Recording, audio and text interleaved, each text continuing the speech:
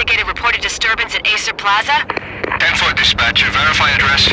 That's Acer Plaza. Repeat, Acer Plaza.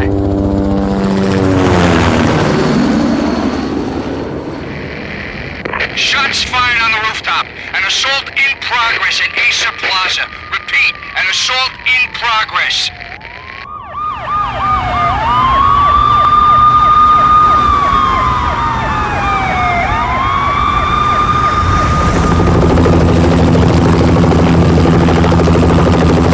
It's a war zone down here. 1085 dispatcher, need additional units. Additional units now. Officer in danger. Officer in danger. 10-5, please repeat. 10-5, all units, emergency. Officer in danger, Acer Plaza. Repeat, Acer Plaza, all units. They were all dead. The final gunshot was an exclamation mark to everything that had led to this point. I released my finger from the trigger, and then it was over. To make any kind of sense of it, I need to go back 3 years. Back to the night the pain started.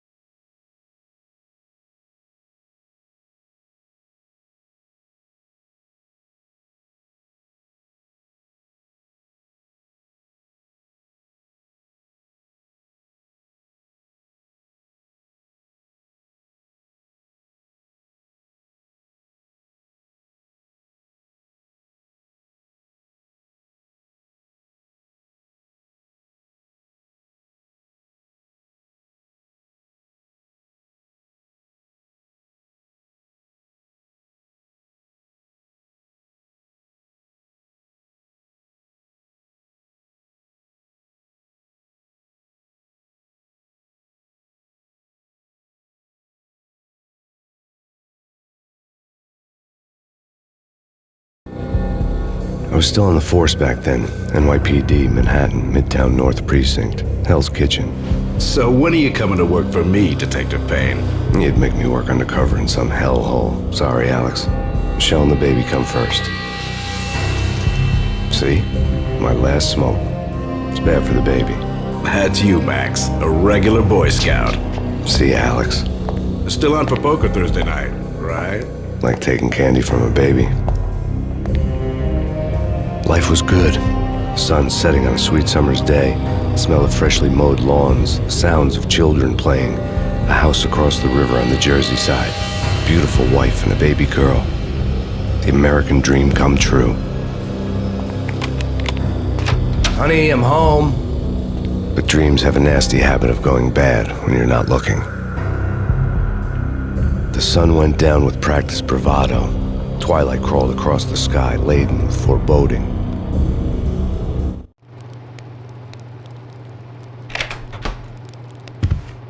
Michelle, honey, anybody home? I didn't like the way the show started. They'd give me the best seat in the house, front row center. What the hell?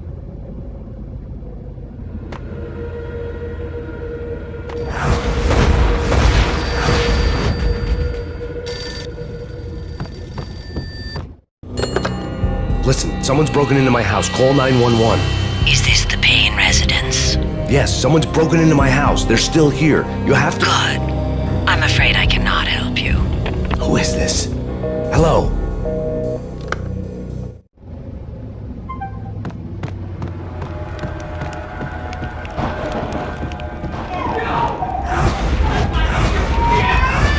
Michelle!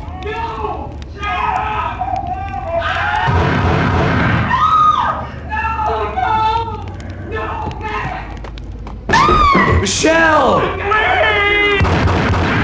It's coming. Freeze! NYPD, drop it! Coming! It's gonna die!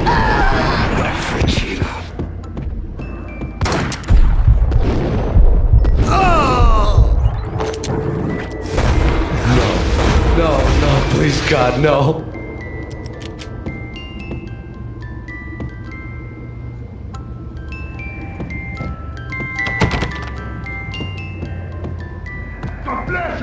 fallen angels! It's all messy inside!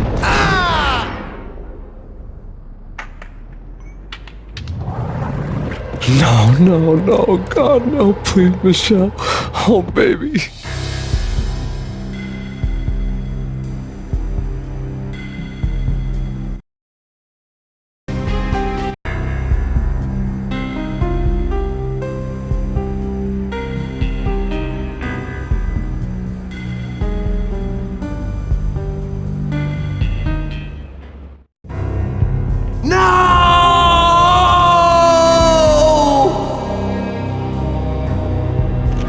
That was 3 years ago.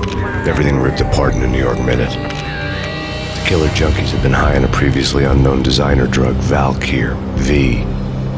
After the funeral, I told Alex I'd be transferring to the DEA.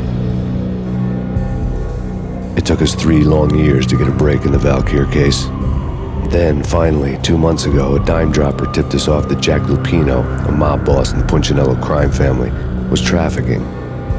I went undercover, infiltrated the worst mafia family in New York.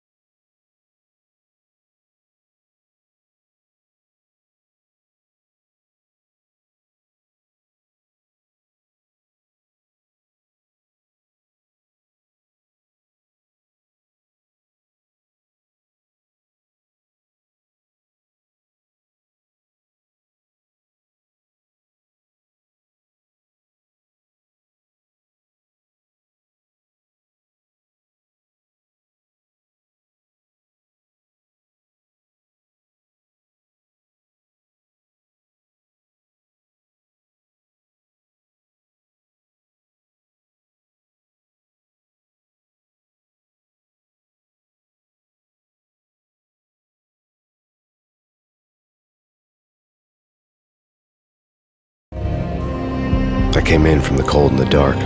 Outside the city was a cruel monster.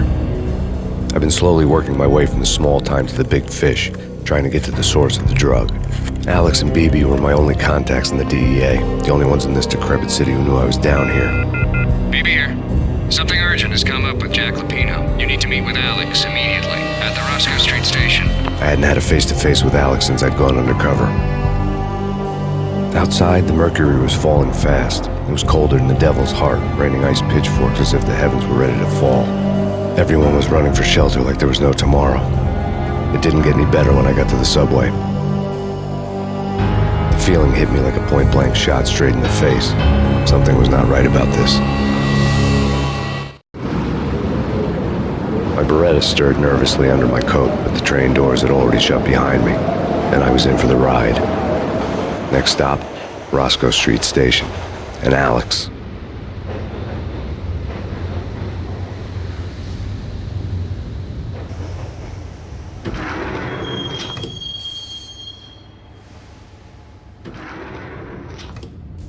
The station was drenched in gloom. Alex was a ghost, nowhere to be seen. I'd have to look for him.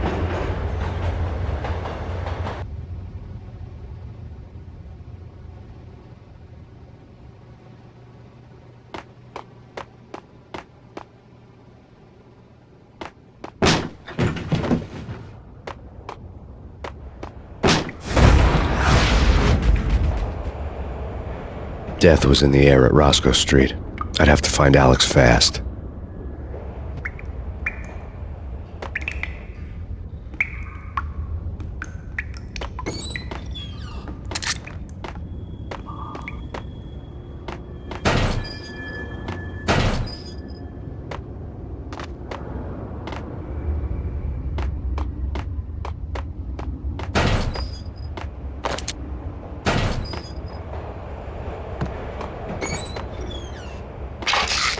Pills would ease the pain.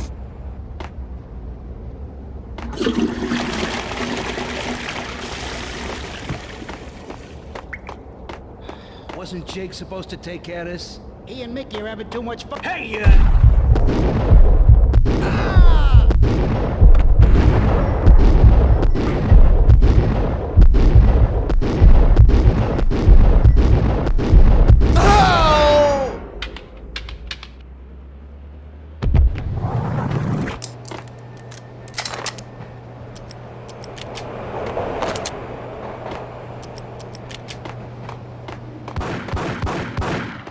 Yeah, he's dead all right. Yo!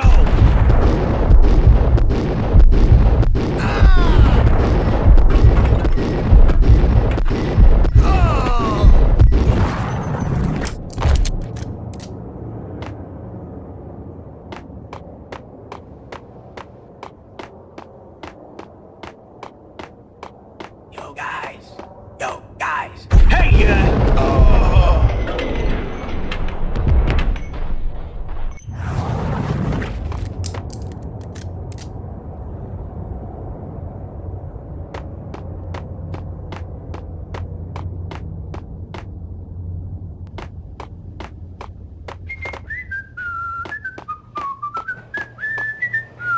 What the?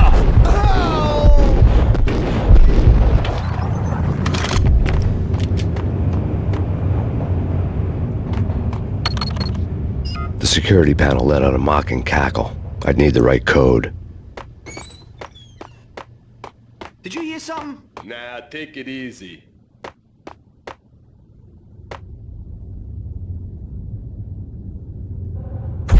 What the hell?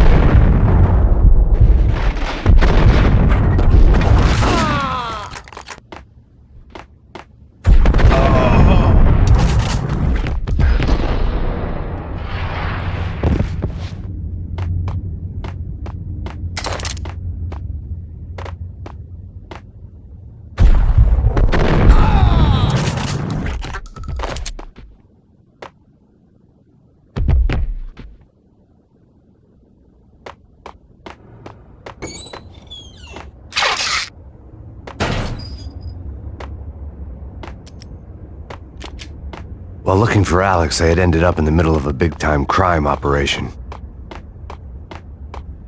Hitting Roscoe Bank ain't exactly keeping low profile. The risk. Hold it!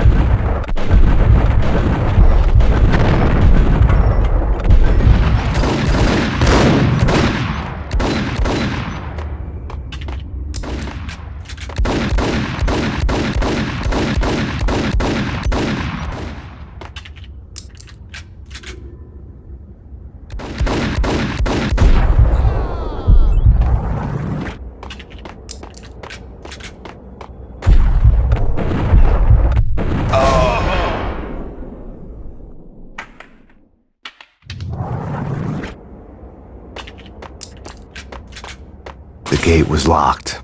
I would have to find another way to get to the tunnel.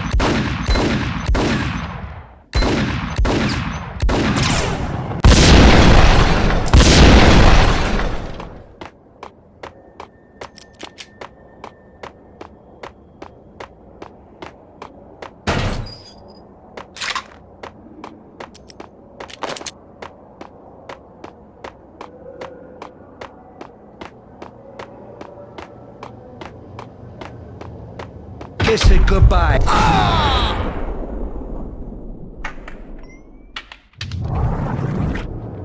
You saved me, man. What's going on here? A massacre. These armed thugs just appeared from nowhere. We need to get help. I can make the call from the control room one floor up. Can you take me there? Sure, sounds good. Follow me.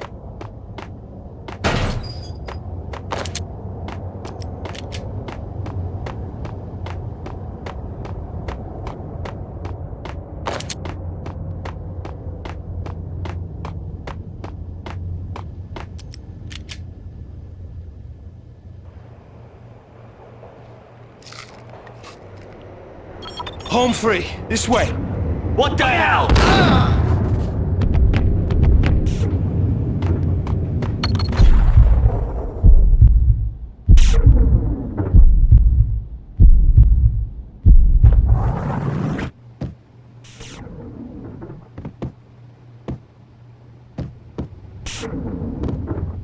Get him!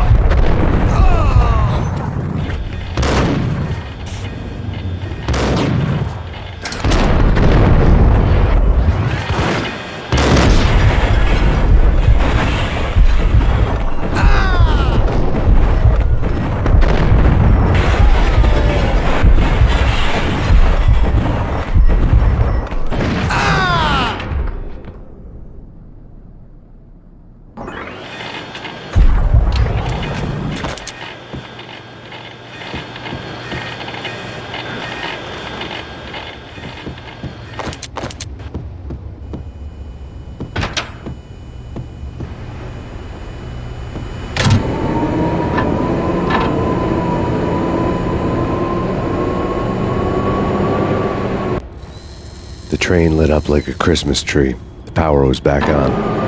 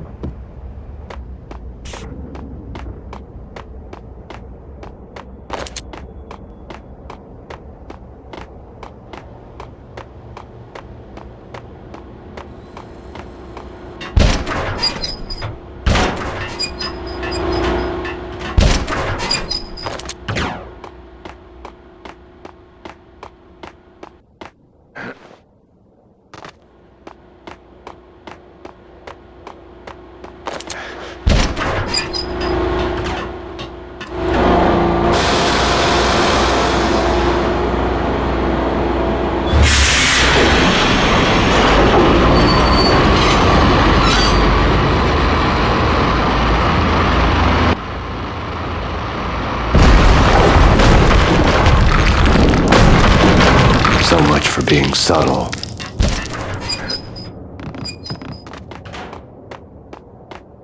What the hell?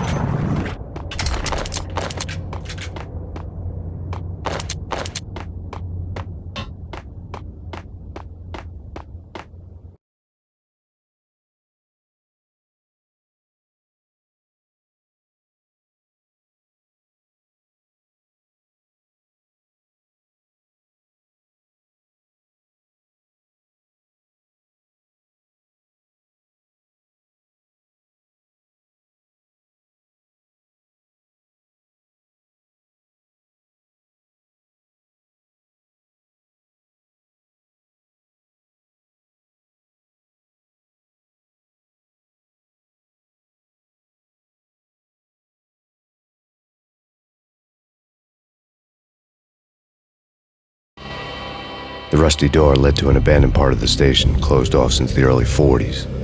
Something big was going down at Roscoe Street. Maybe that's why Alex had wanted to meet me here. Maybe not. One way or the other, I was gonna find out.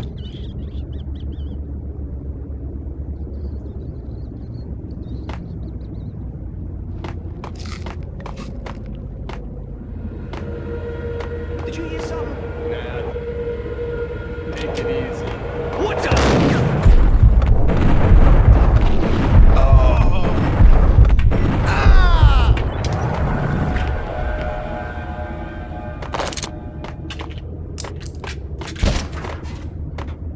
Hey!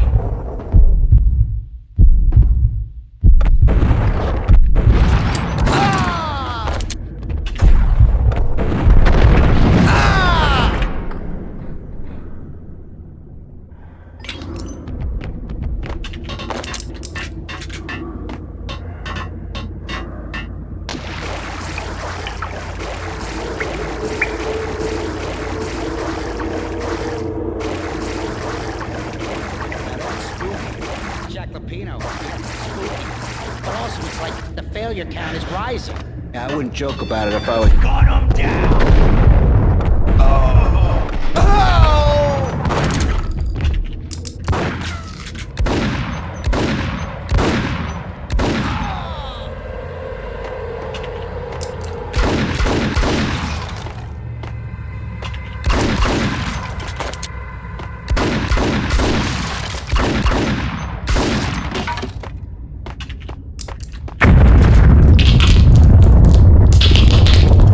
What the hell was that?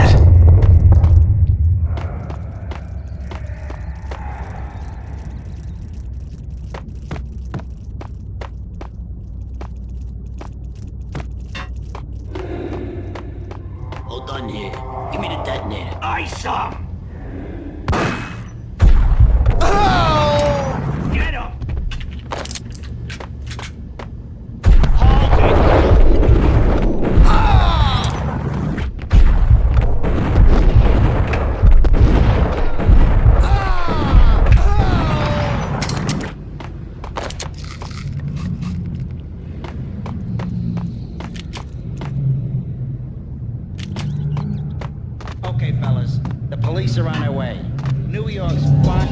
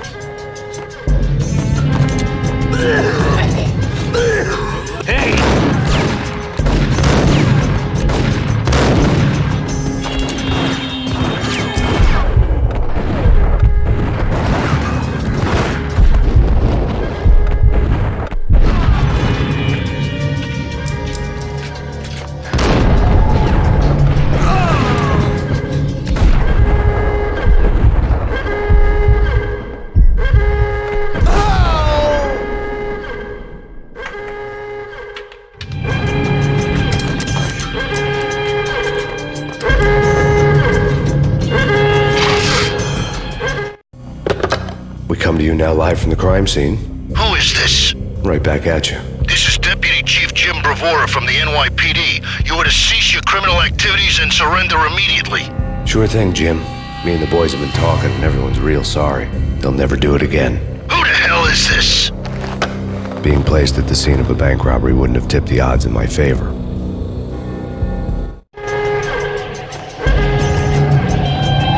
The bank robber's score lay on the table.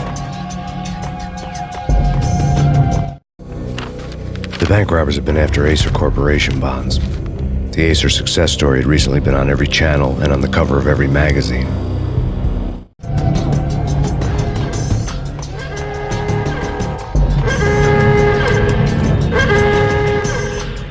The bank robbers had left their tools on the table. Judging by the detonators, the crooks had bought enough explosives to send Lady Liberty into orbit.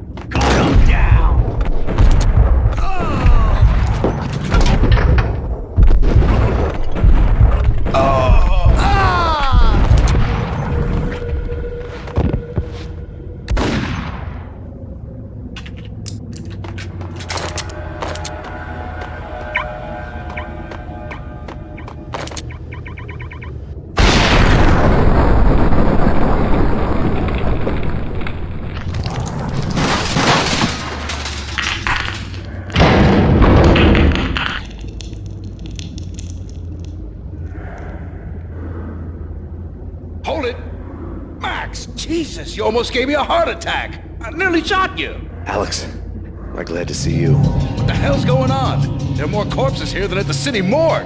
It's an armed robbery. A tunnel job straight to the Roscoe Bank vault through the old station wall. Is this why?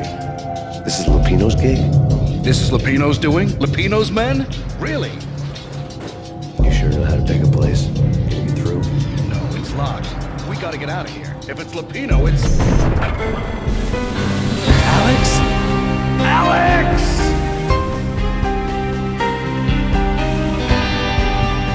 There was nothing I could do. He was dead. I could tell by the empty, accusing stare of his eyes.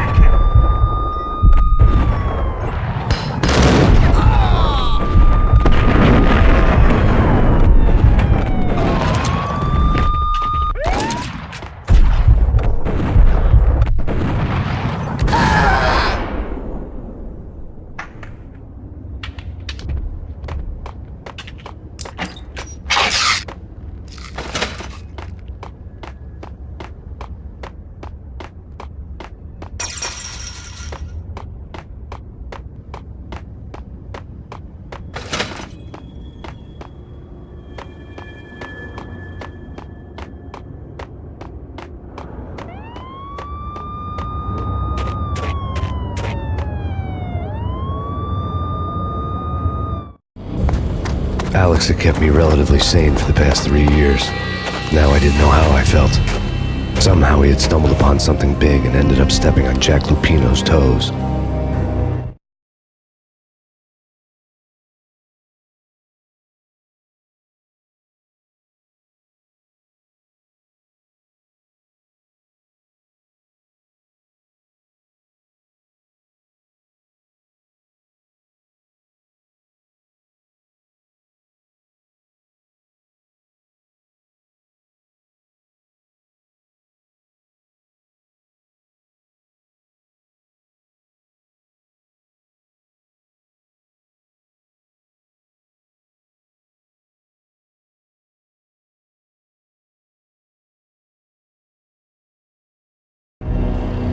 Lupino ran his racket of sex, drugs, and contract killings from a sleazy hotel in a slum block of tenements. The NYPD was closing in. I could hear the sirens. Their wail was a crescendo. Lupino thought he could get us by taking Alex out and leaving me to take the fall for it. All he had gotten was my attention. I went for the hotel first. It was a sad old thing with flickering lamps and faded colors, cheap mobster punks and tired-eyed prostitutes. I walked straight in, playing at Bogart, like I'd done 100 times before. The place was run by a couple of murdering mobsters with shark smiles. The Finito brothers. Ladies and gentlemen, it's the pain in the butt. Pain to the max. You're killing me. Did you make that up yourselves, or you get some wino downstairs to come up with it? Don't answer that. A rhetorical question. I got something for the boss. Lupino around? That kind of depends on who's asking. A friend or a junk squad plan. Don't answer. It's one of them, how do you put it, rhetorical questions. Lupino ain't here, but he said bye. Lupino wasn't in his cheap hotel. Instead, I ran into the Finito brothers. My cover had been blown, the door slammed shut behind me, and then I was dodging bullets like raindrops. Pain in the butt. Ha-ha! Pain to the max. Junk squad thing. Got a ticket to Marble City for you. Eat first and lying down. Ticket to Marble City. Eat first and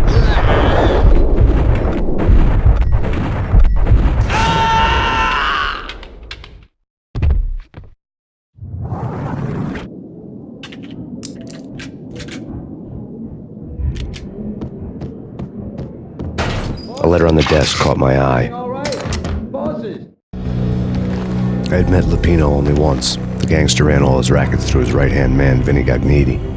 Gagniti was a high-strung whiner on the verge of breaking apart, like an overamped Energizer bunny.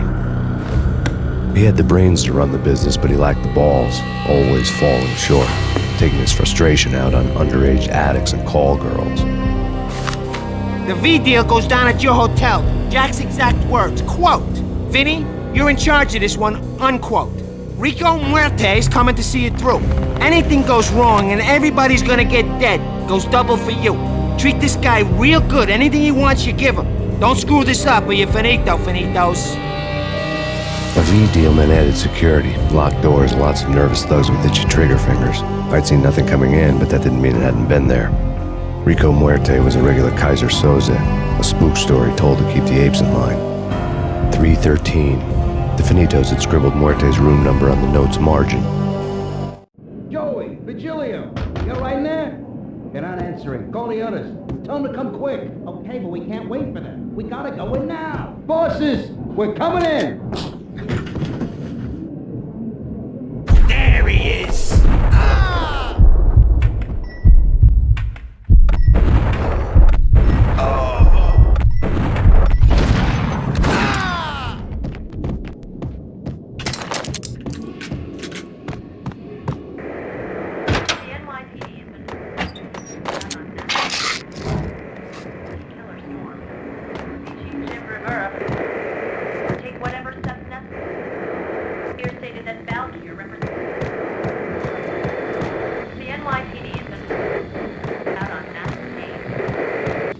In his press conference today, the mayor stated that Valkyr represents a clear danger to New York and called for drastic actions to eliminate the problem. On today's top story, the Valkyr crisis worsens with the murder of DEA Special Agent Alex Balder. Special Agent Balder had been shot repeatedly from a point-blank range. The gunman has been identified as Max Payne. The noose is sure to tighten around this fugitive criminal as more NYPD units join the search to apprehend him. I had just gotten my 15 minutes of fame.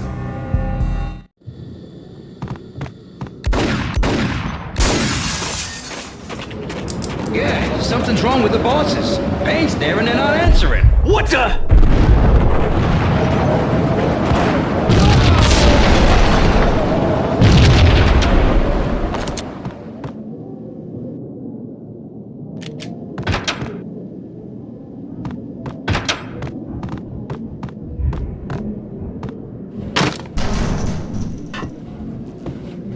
Yo!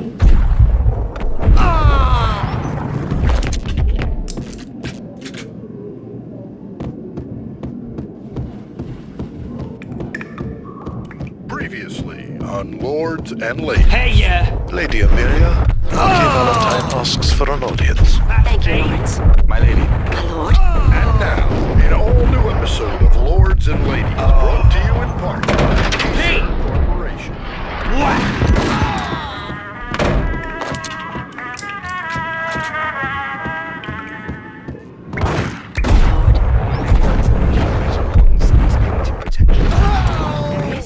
Indeed, my lady, there isn't. From the very first moment we met upon that distant forest path. Piece of crap! Get him! But my lady, I must. My lord, no! This cannot be, this must not be!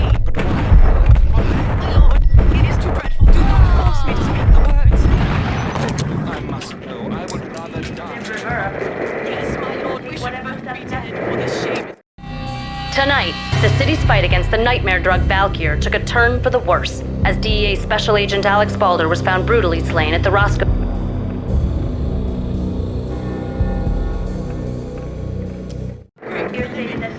lord, I am your long-lost sister!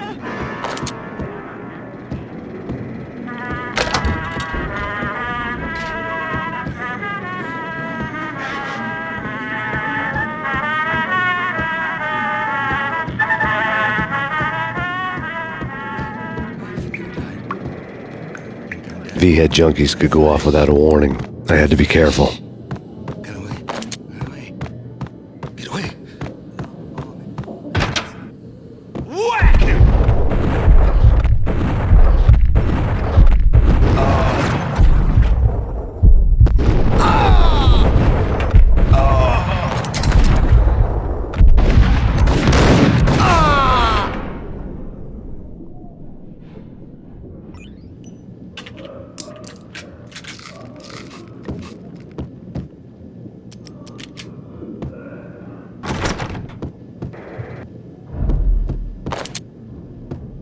I'd found Muerte's room.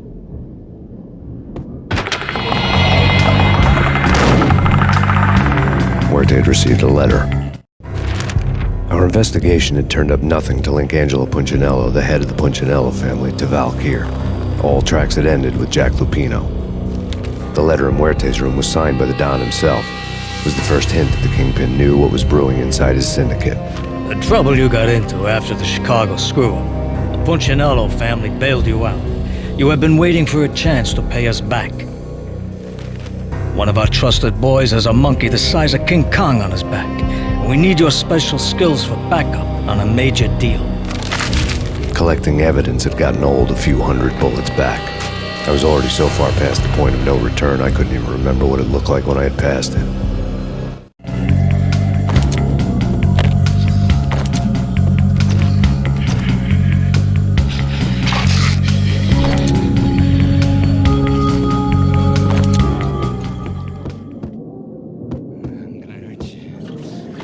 What the hell?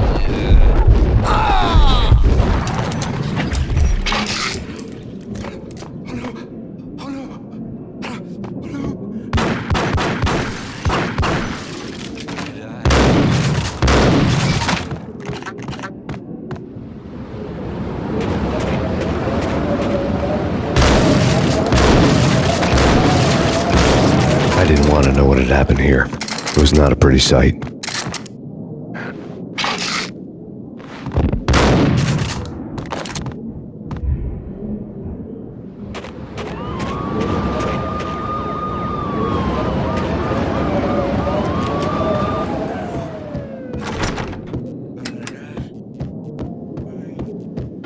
bad. That's...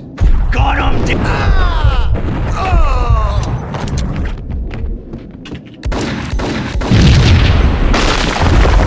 Damn! Told you. God damn! I thought it was... Damn!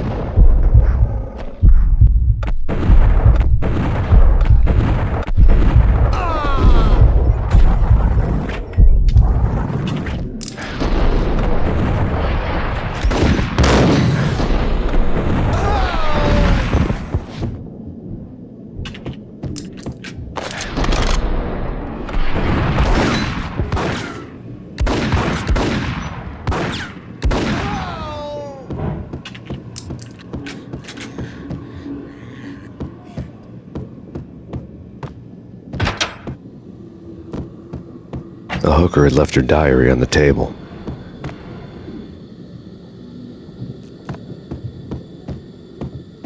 The diary belonged to a hooker named Candy Dawn. The read would have made a vice cop blush. Had talks with the mystery hag over the phone again. Sent her the latest one-eyed Alfred tape. As long as the hag keeps paying for the tapes, the old man could come every day for all I care. She had a nice sideline, making secret X-rated flicks of her clients and selling them to the highest bidder. They would get her killed if her V-fix for the day didn't do it first.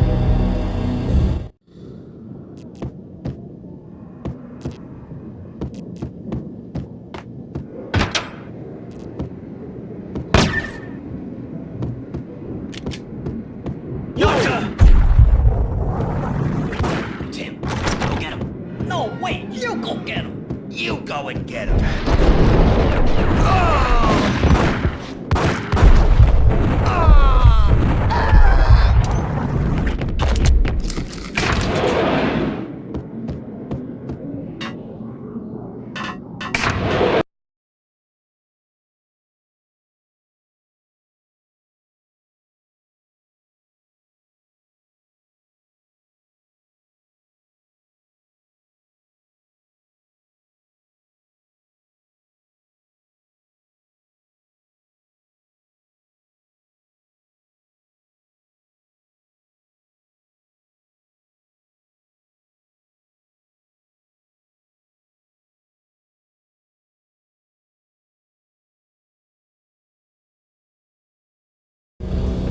The old service elevator rumbled down to the bowels of Jack Lupino's hotel.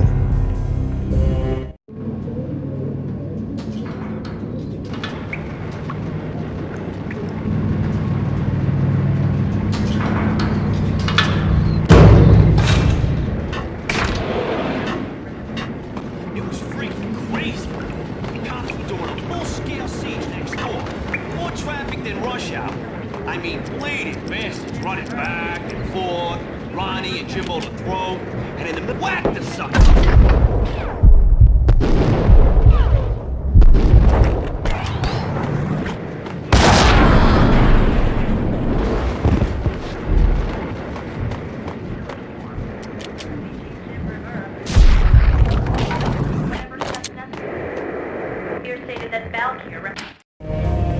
A winter storm warning is in effect in the whole tri-state area, as both freezing rain and heavy snowfall continue. Many roadways are already closed, and people are advised to stay indoors. The severe blizzard has ravaged New York for 3 days now, with no end in sight. We'd been snowed from the start in the Valkyr case. The forecast said there was plenty more where that had come from. But the snowbound city was on my side. Less chance of innocent bystanders getting caught in the crossfire.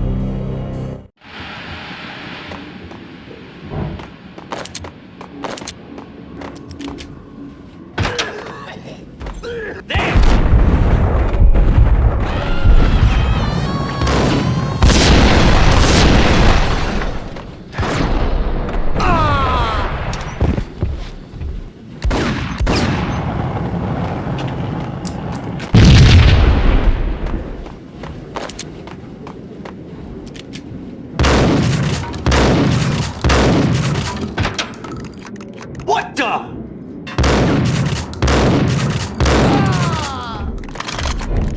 Exhibit number 1, a newspaper. A dead man tied to a chair lay on the boiler room floor. Captain Baseball Bat Boy has an unbeatable track record in superhero death.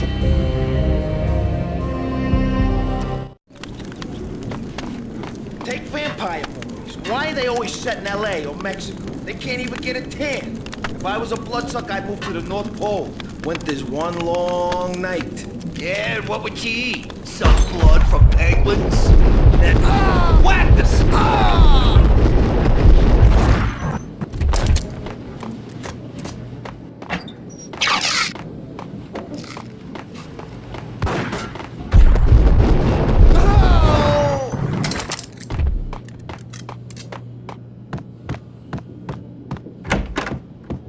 Chill with the guns. Trust me, you don't want to piss Muerte off. Gentlemen, let's do business. green for green. Cheers, a green-eyed angel. Gun 'em down.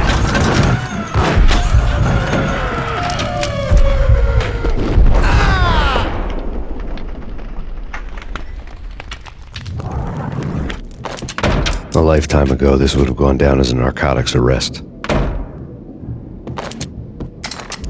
It was dirty money. The transparent cylinders glowed green, full of Valkyr.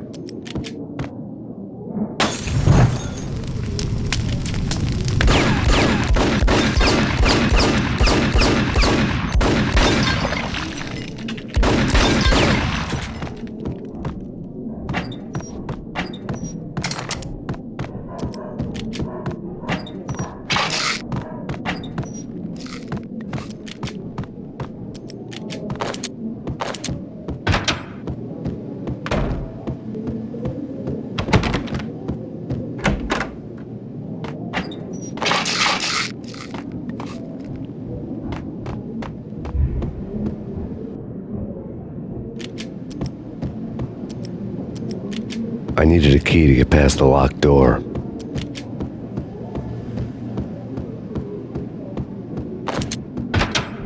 There was a key on the table.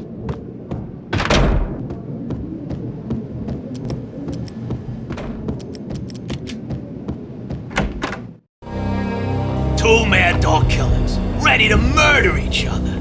They step into the next room, and up.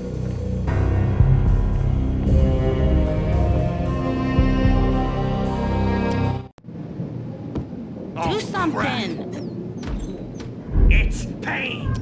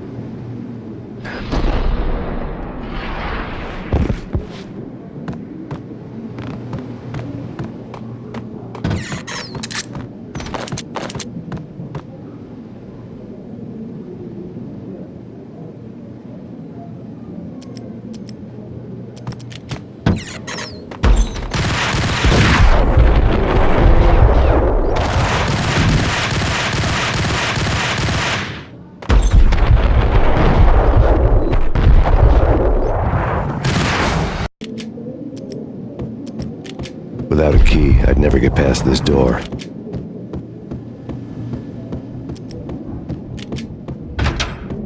There was a key on the table.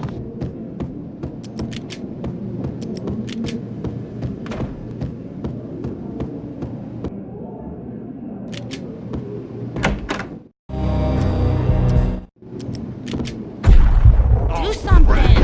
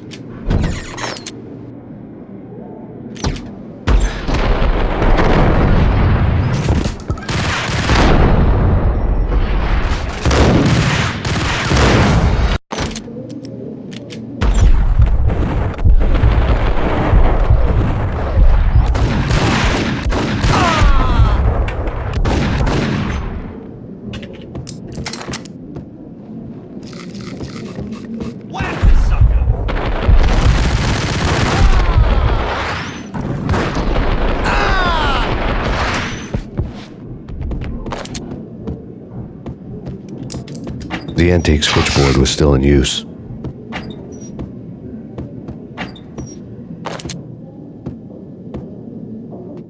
There was an old telephone switchboard in the back room of the reception area, the kind that made phone tapping child's play. It wasn't hard to picture a fat pimp sweating with headphones on, listening to his hookers talk dirty and fake orgasms over a web of party lines, the blood veins of New York. Right now, there was a different set of moans and groans going on. Boss, Cornelia, this is Max Payne. He came, started capping us. He killed him. Are you freaking kidding me? He's just one lousy cop. You better be freaking kidding me. Whack him. What's the freaking problem? Hello? Answer me. Hello? The word was out. A deadly virus released into the city's corrupt circulatory system. Something wicked this way comes. Max Payne at large.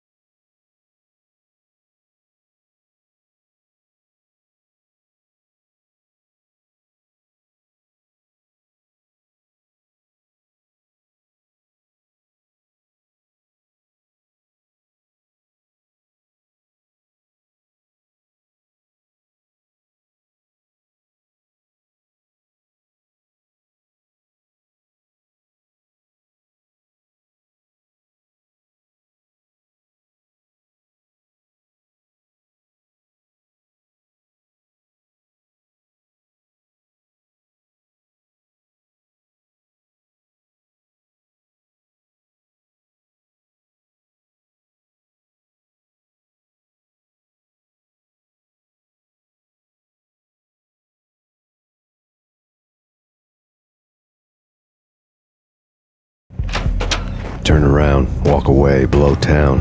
That would have been the smart thing to do. Guess I wasn't that smart. Lupino's tenement buildings were a seedy hangout for all kinds of sleaze. A liquor store, a pawn shop, a laundromat full of mobster bookies and loan sharks. The list went on. The how and why of it was a mystery to me, but they knew I was a cop. They knew I was coming, and they were going to get real trigger happy about it. I got to see Lupino's hangout all lit up. A bomb went off, turning snow into liquid gold. A pillar of fire lifted the remains of a car straight up into the air. The flames were highlighted on the hood of a black Mercedes-Benz as it coasted down the street real slow, as if the driver didn't have a worry in the world. I got a good look at the man riding shotgun. It was Vladimir, the head of the local Russian mob, the fly in Don Punchinello's soup. The ringing in my ears was the sound of a mob war being waged.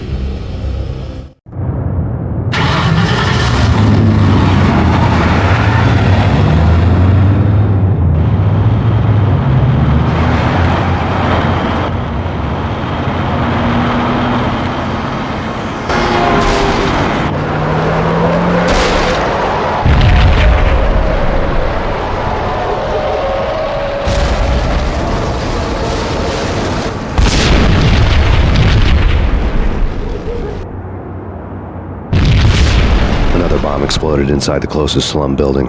It was a lucky break. The goons inside were spooked, but luck always came with a price tag. More bombs could still be ticking inside, and the cops would already be on their way. Jack Lupino's suite was on the top floor. At least it used to be, before the explosive makeover. I don't know, man. I don't... Yo!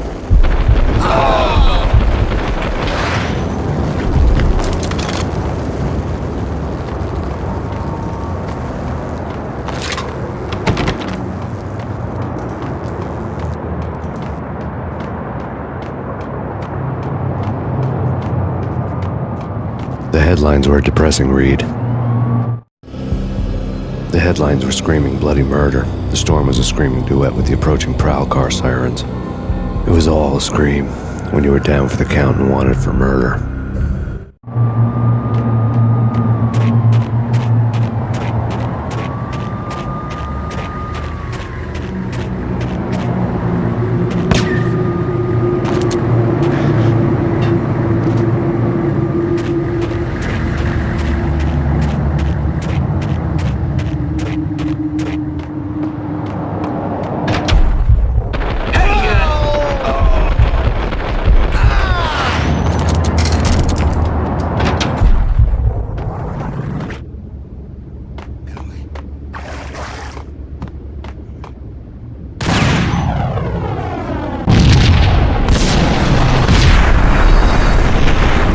Jack Lupino's suite was on the top floor. At least it used to be, before the explosive makeover. I don't know, man.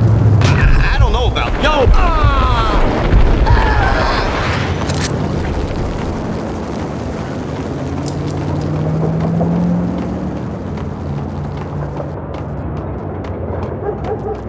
The headlines were a depressing read.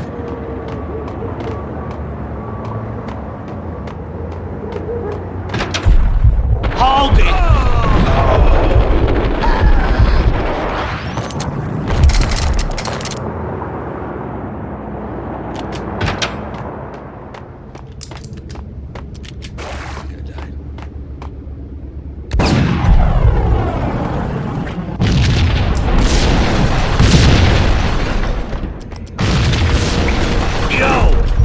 The whole building was rigged with explosives.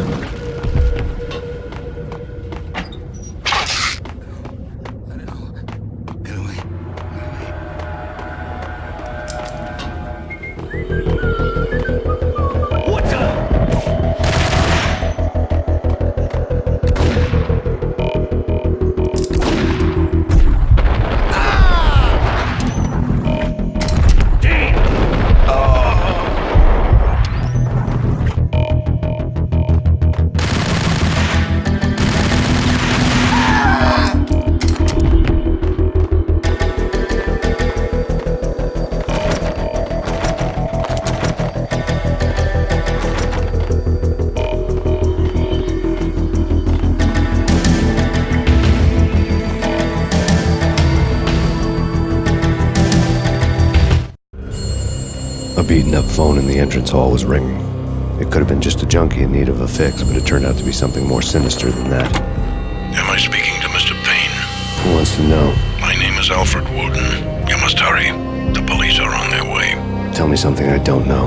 They know you're there. How? And what's it to you? I will contact you again. The cops arrived, sirens singing in the off-key harmony of the manic-depressive choir. I had a few minutes while the SWAT team would go through their usual routine. By the time they busted in, I needed to be long gone. Max Payne, this is Deputy Chief Jim Bravura from the NYPD. Drop your weapons and come out with your hands above your head. What is that? It's nothing.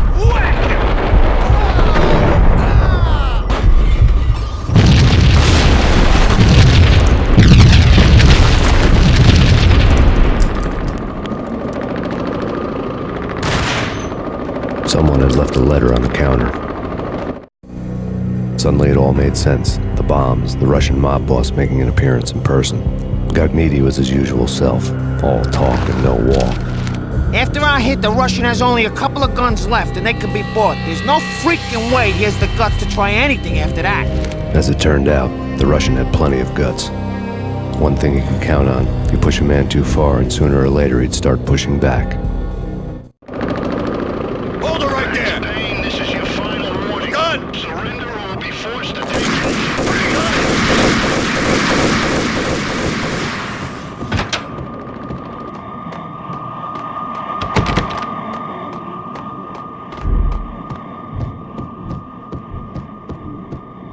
Without a key, I'd never get past this door.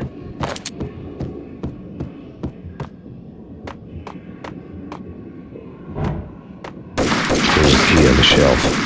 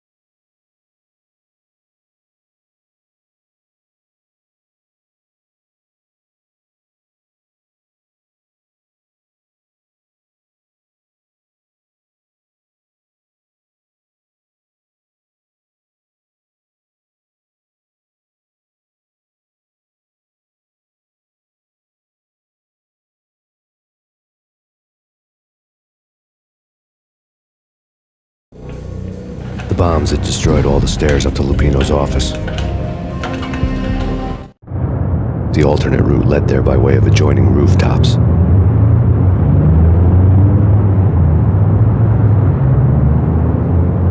It's never been this cold.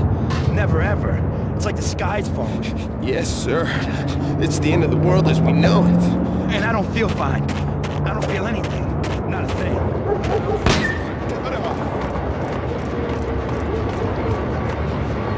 To get to the roof, I'd need to get to the elevator through the locked door up ahead. Pizza delivery. Never seen you before. Buzz off, Joker.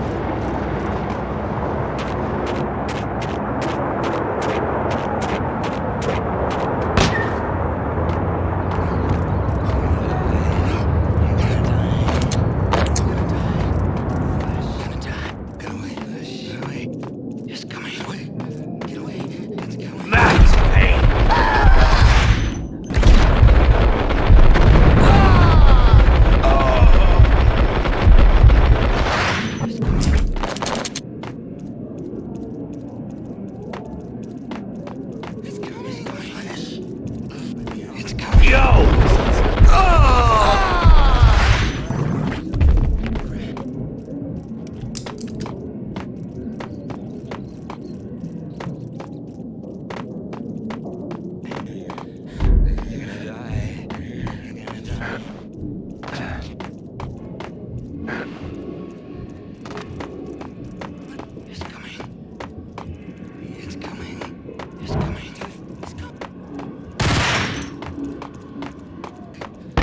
No, don't shoot.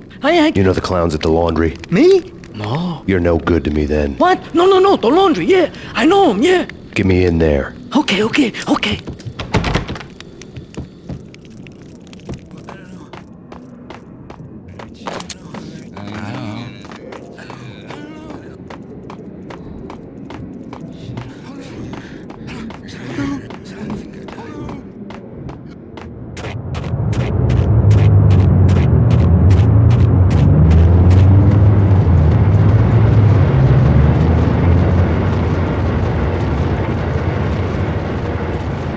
It's me. Open up. Let me in, quick. Not so fast.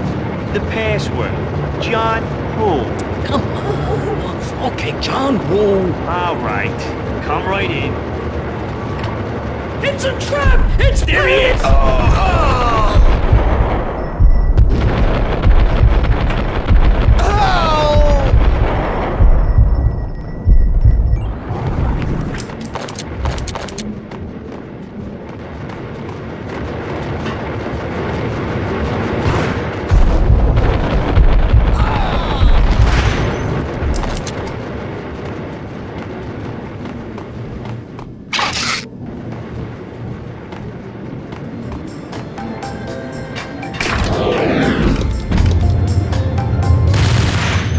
Thank you.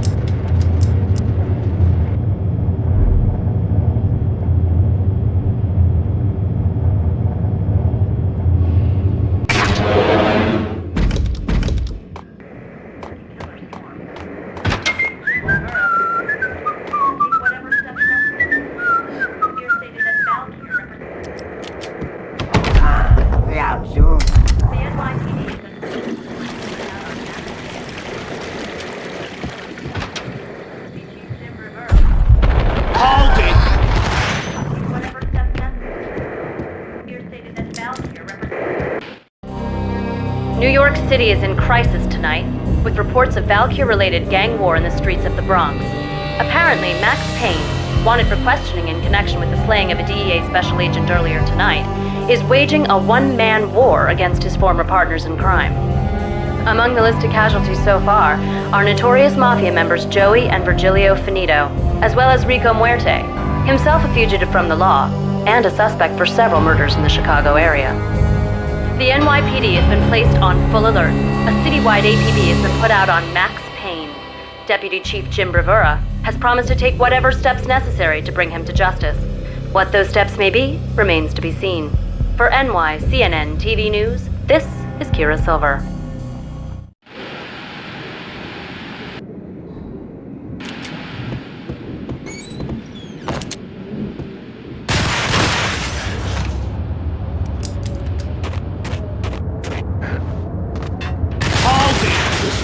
Address unknown. I don't want to go there. It's the last place I want. But that's where I always end up anyway. Only not to the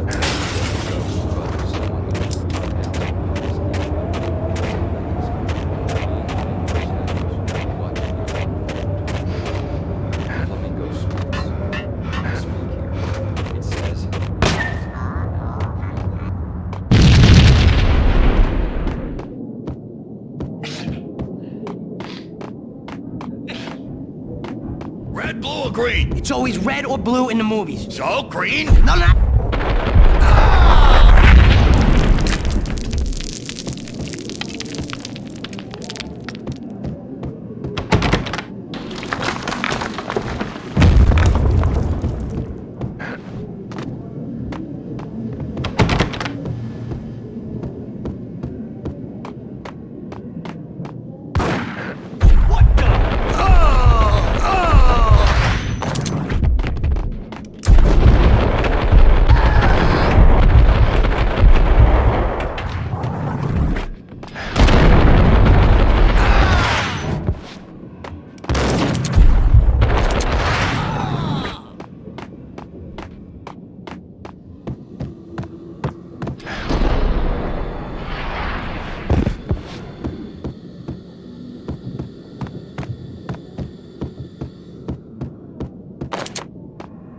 What the hell are you standing around here for? They're bombing us! What are you doing? You're doing nothing! What are you doing? This is war! Freaking war!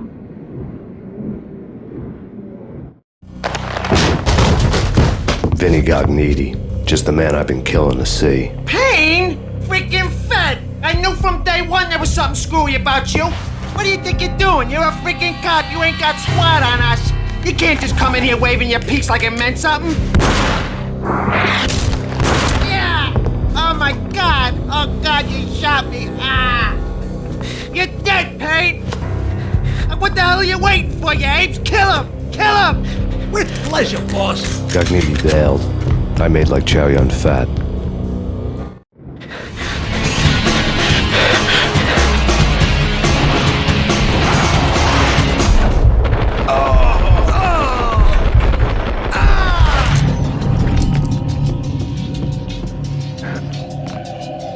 Vinny Gognitti was running scared. He could run, but with a bullet in his stomach like a broken bottle of Tabasco, he was quickly running out of time. He knew where his boss was, and I wanted to square things up with Jack Lupino. Gognitti would be moving fast. I don't know about angels, but it's fear that gives men wings.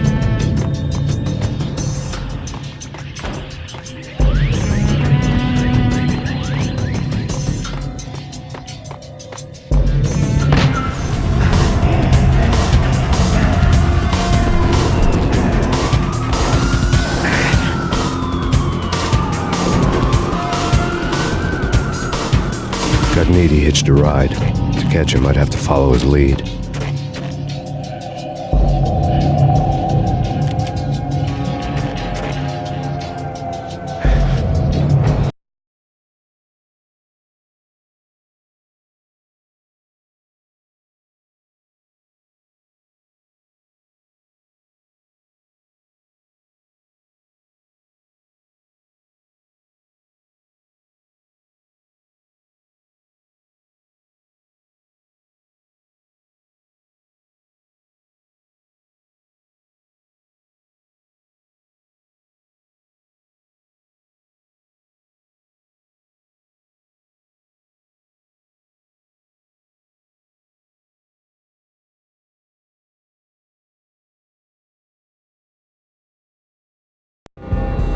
This was my second train ride of the night. The way it started didn't promise anything better than the last one. Freezing wind tearing at my face like sandpaper and razors, ice hard and slick under my hands and feet.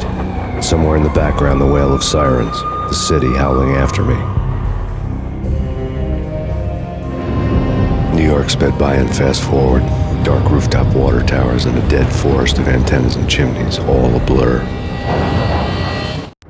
When the train he was riding slowed down, Gognitti made his move.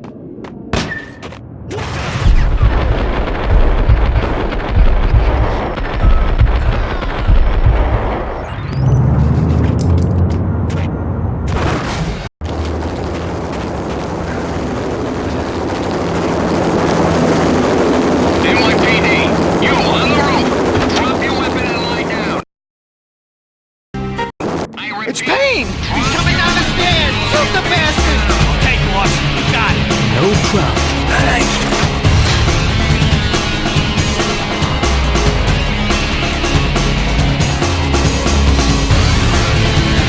Hold it!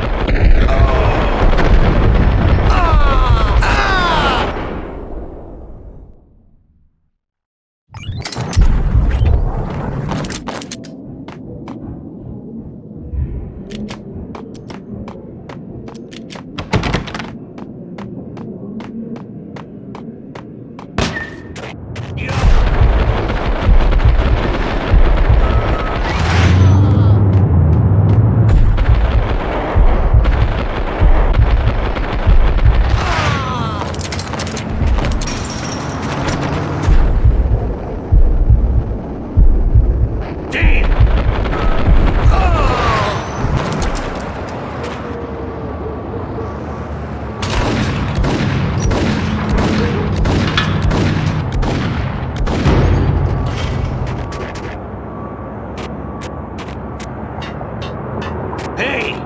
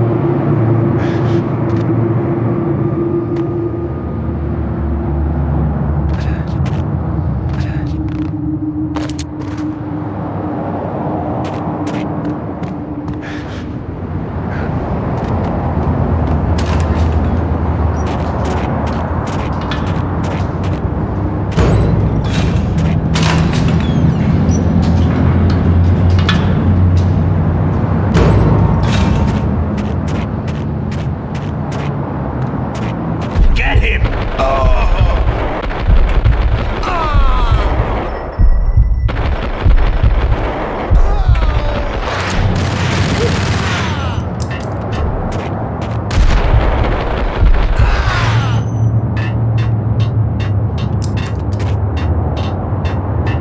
We're gonna be rich! Freaking rich! Even richer than that, wise guy. Freaking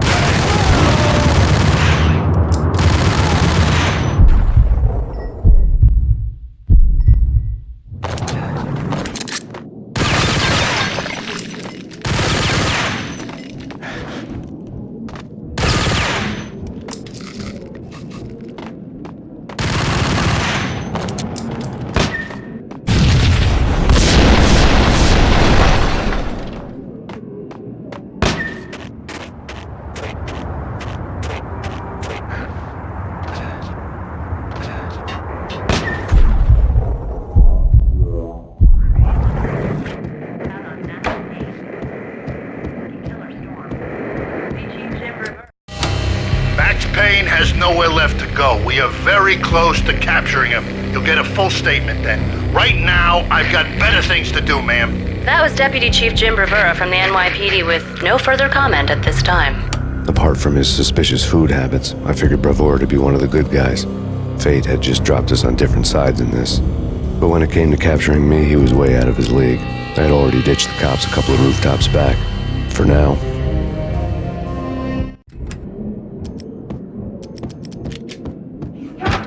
I can hear him. Ready? Pointing at the door. Okay. What the sucker?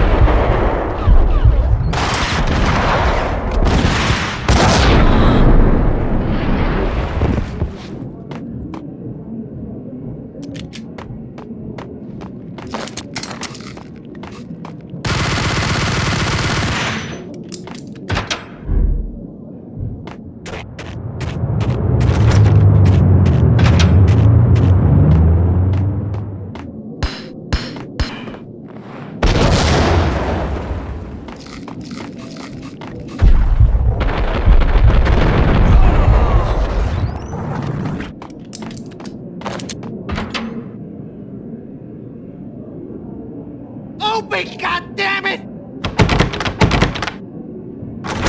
Payne! I'll kill you, you lousy freaking cop!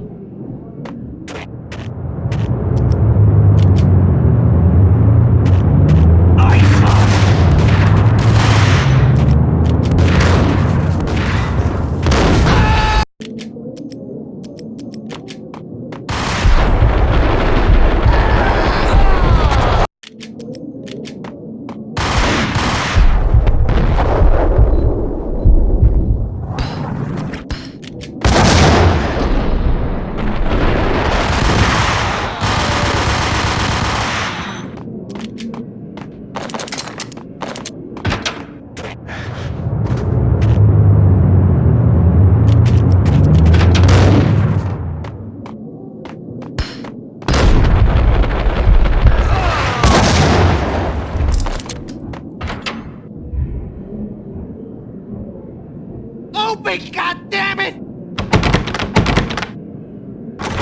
Payne! I'll kill you, you lousy freaking cop!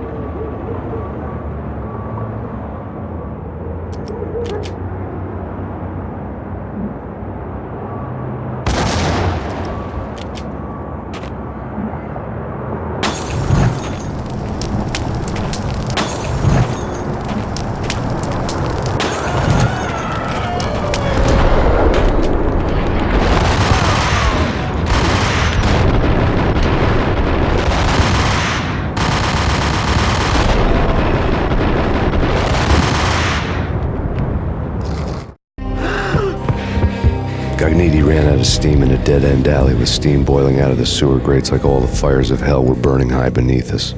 It was shakedown time. Where's Lupino? Screw you! Bad start, Vinny. Ah!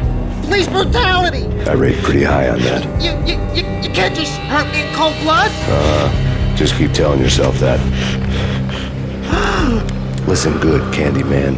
I'm not gonna be anybody's fall guy. I want to know where your boss is hiding. There was no glory in this. I hadn't asked for this crap. Trouble had come to me in big dark swarms. The good and the just were like gold dust in the city. I had no illusions. I was not one of them. I was no hero. Just me and the gun and the crook. My options had decreased to a singular course. I'll tell you, just don't hurt me no more. Lupino's at Ragnarok, the nightclub. Book me, take me in, haul me to the freaking jail, just don't hurt me. Your rights will be ready at your funeral.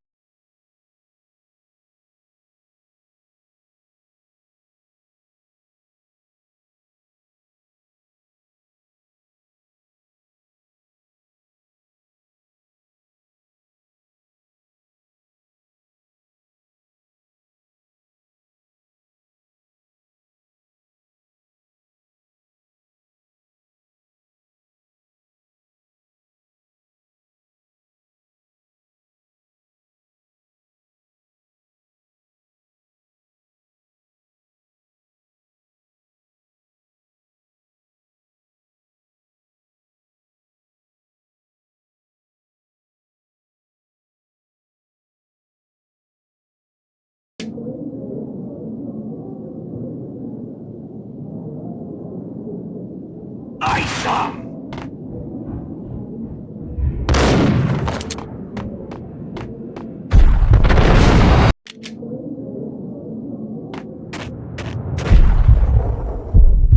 Get here!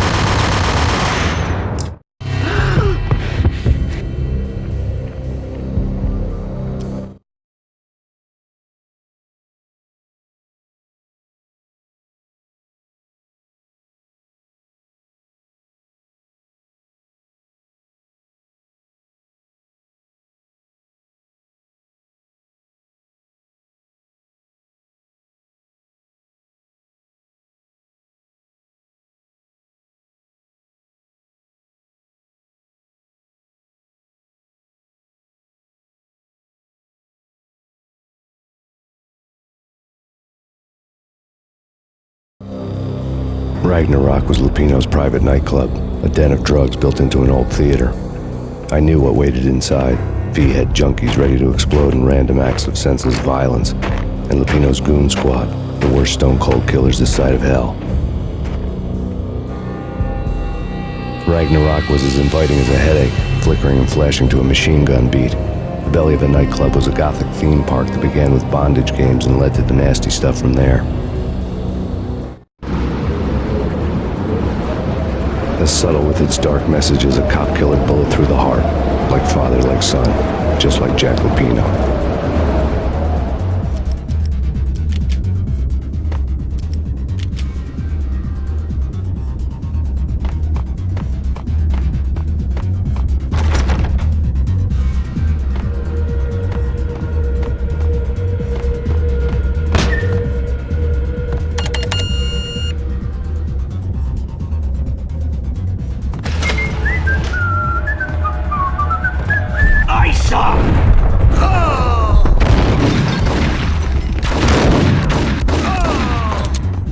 The book had never been a bestseller. Given the setting, I was surprised to find that somebody had been passing time reading. The paperback was entitled The Age of Murder and Storm. The blurb on the back mentioned Norse mythos and Ragnarok, the end of a Viking world with a terrible winter that covered the earth in ice, when vile crimes were rampant and all humanity lost. I could see how somebody impressionable might get it into their head that we were at the end of time.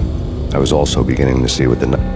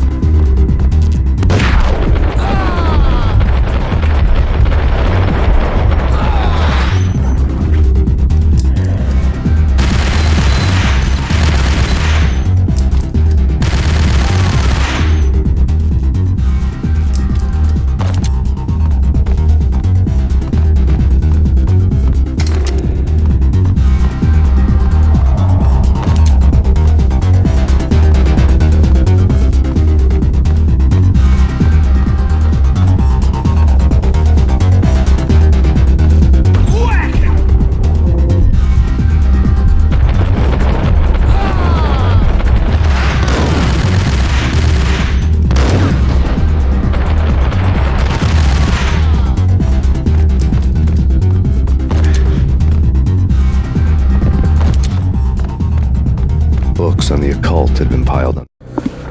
The room was stacked with light reading, such as Necronomicon, Witchcraft, and Paradise Lost. Old exotic titles like Malleus Maleficarum and De Umbrarum Reini Novum Portis. Books with pentagrams on their covers, all dealing with the occult and the infernal, lying between stacks of horror videos and a couple of Ouija boards. The only thing I could take seriously was the thought of Lupino taking it seriously. He had been spending a lot of time getting intimate with the table.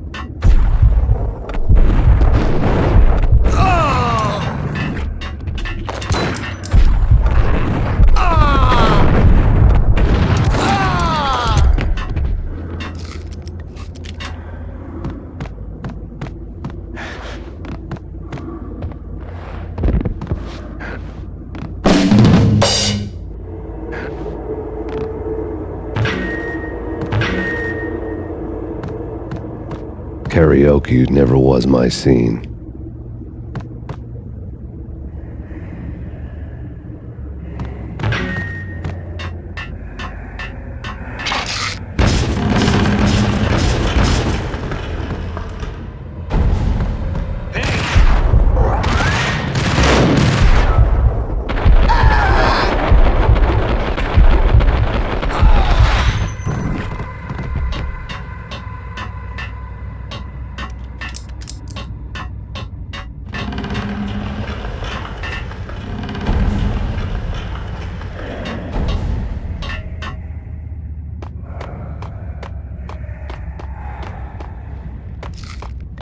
What the hell?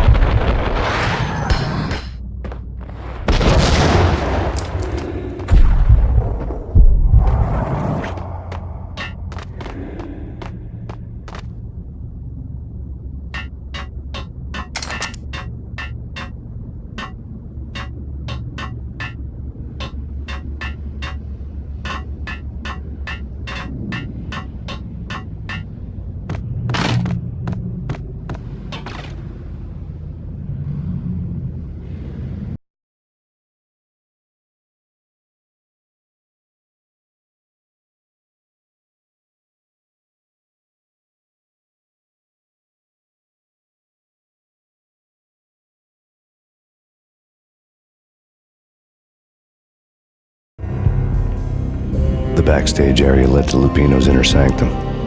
The hot air inside was like an invisible wall, thick with incense and something else, a sickly sweet smell that made you gag.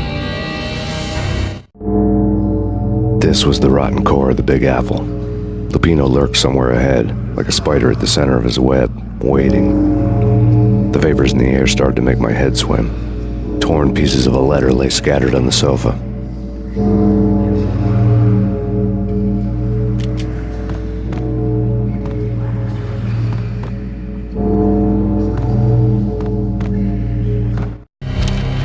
Punchinello had threatened Lupino in writing. The note had been torn to pieces, bloody fingerprints all over them. Don't want you to think that one of my boys is not playing with a full deck. Shape up, Jack. We are running a business here. I'd hate to send the trio to strong-arm you. The trio were the Don's notorious henchmen. It was obvious that Lupino hadn't been intimidated by the threat.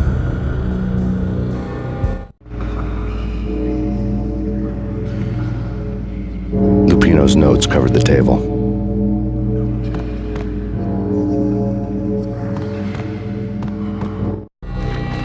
Jack Lupino was crazy, all right. The table was scattered with notes of demented arcane nonsense written in rusty blood. A mishmash list of demons, devils, and dark gods evoked. Beelzebub! Asmodeus! Baphomet! Lucifer! Loki! Cthulhu! Lilith! Hela! Blood given to you all. He was after that old Faustian deal. Your soul for power and fortune. Just sign on the dotted line with your blood.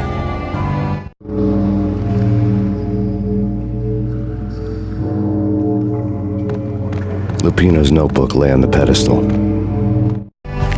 Jack Lupino was crazy, all right. Mythic wolves, let loose to devour the sun and the moon. Lupino is the wolf. I'm Mr. Beast, the big bad Fenris wolf.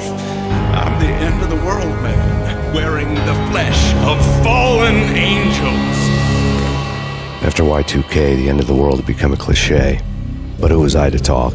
A brooding underdog avenger alone against an empire of evil, out to right a grave injustice. Everything was subjective. There were only personal apocalypses. Nothing is a cliche when it's happening to you.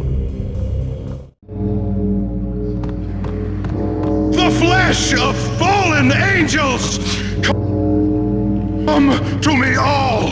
Astaroth, Beelzebub, Asmodeus, Baphomet, Lucifer, Loki, Satan, Cthulhu, Lilith, Hela! Blood to you all! Secret, living under the skin. I've seen it. The corruption of flesh. Oh! I'm the wolf, yeah! I am the wolf! It's close. It's coming. You have come to the end of time. It's now! I will rise to her side! I don't need the words! I'm beyond the words!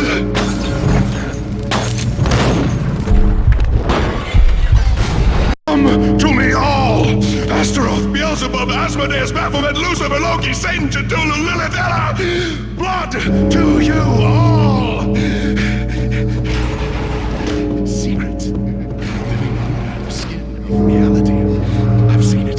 The corruption of flesh.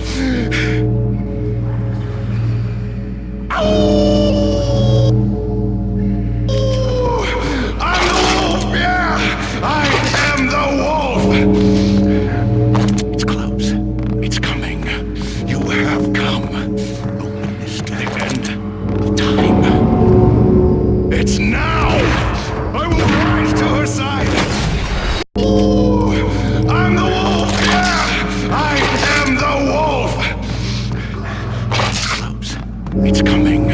You have come. A witness to the end of time. It's now! I will rise to her side! I don't need the words! I'm beyond the words!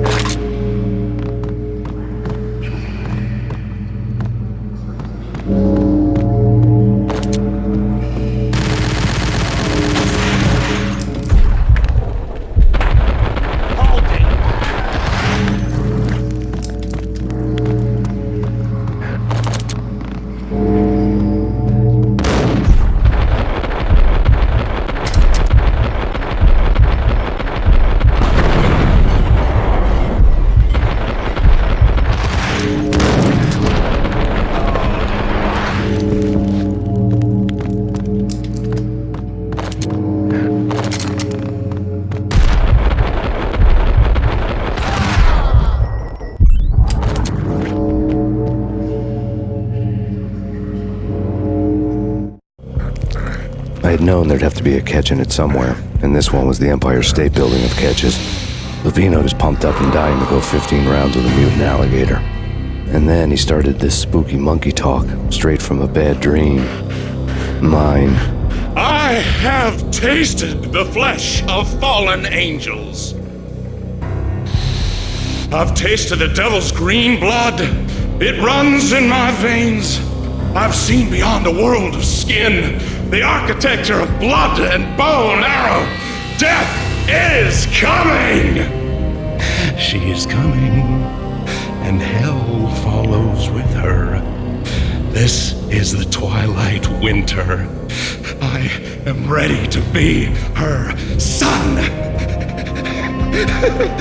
Her time is now, and all who stand in her way must die!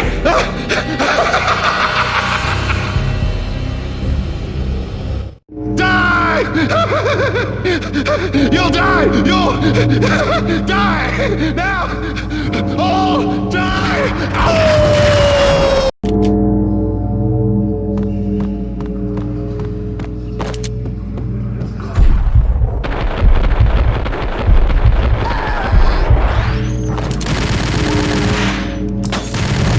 Hold it!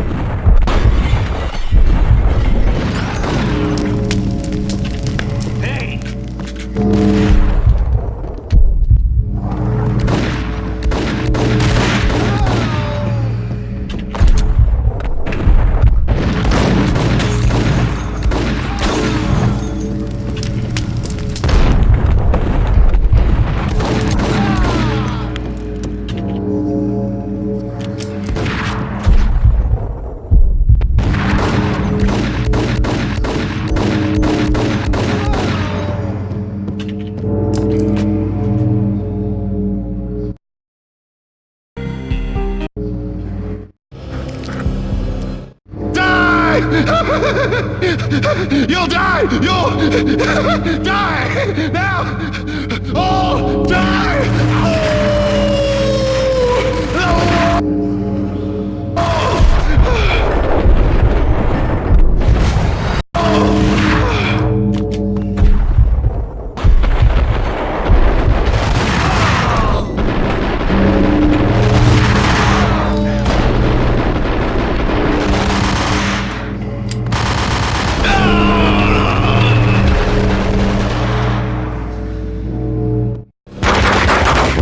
Finally went down.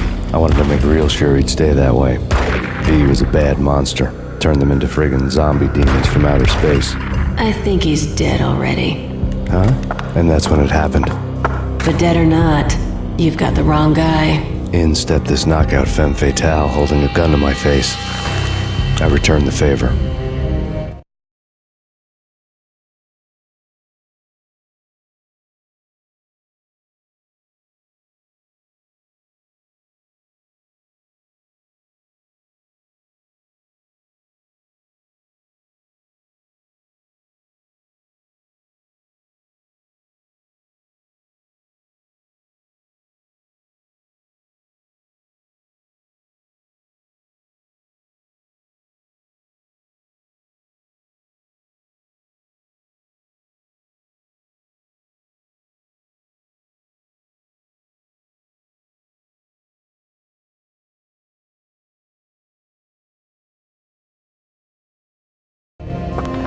Lisa Punchinello. Lisa Punchinello was the Don's wife. Mona Sachs.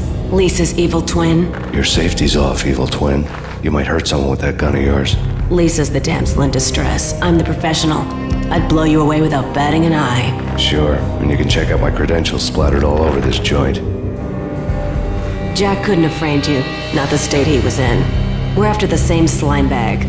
Angelo Punchinello's the one who murdered your friend and framed you with it. You know this for a fact. I've got my sources. I don't have a clue these days. I just shoot them as they come. Who put a contract on the Archfiend? This one's mine. I hate the guts of that sadistic wife-beater. Why not pool our bullets for this one? I thought you'd never ask. My finger was starting to twitch. How do you like your whiskey? I'm easy, as long as you don't try to slip me a Mickey. You're a real angel, Max. It was good stuff. Tasted sweet as honey going down. Nothing personal. Can't risk you going berserk and getting Lisa killed.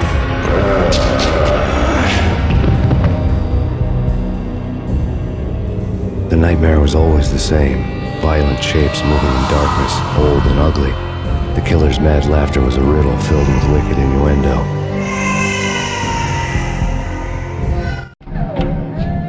Somewhere, the baby was crying.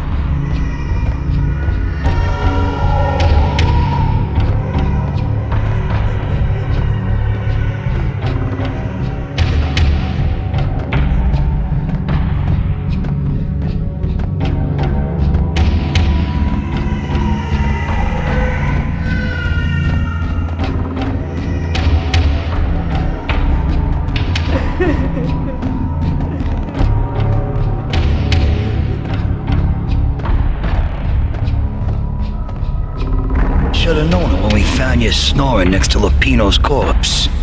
A comedian, huh?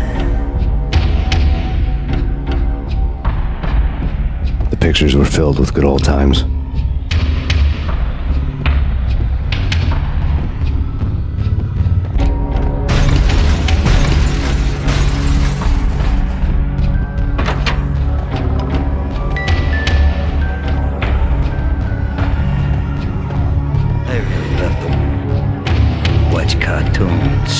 Captain Baseball Bat Boy's my favorite.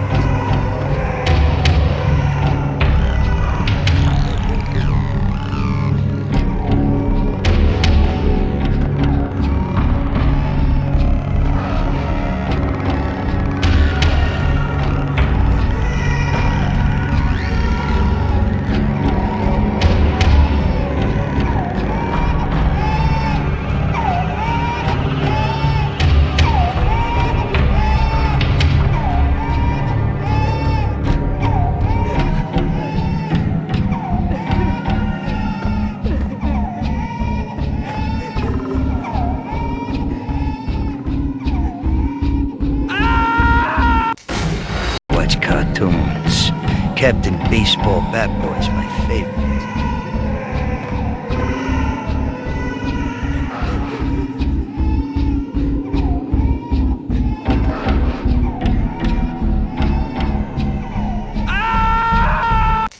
Watch cartoons. Captain Baseball Bat Boy's my favorite.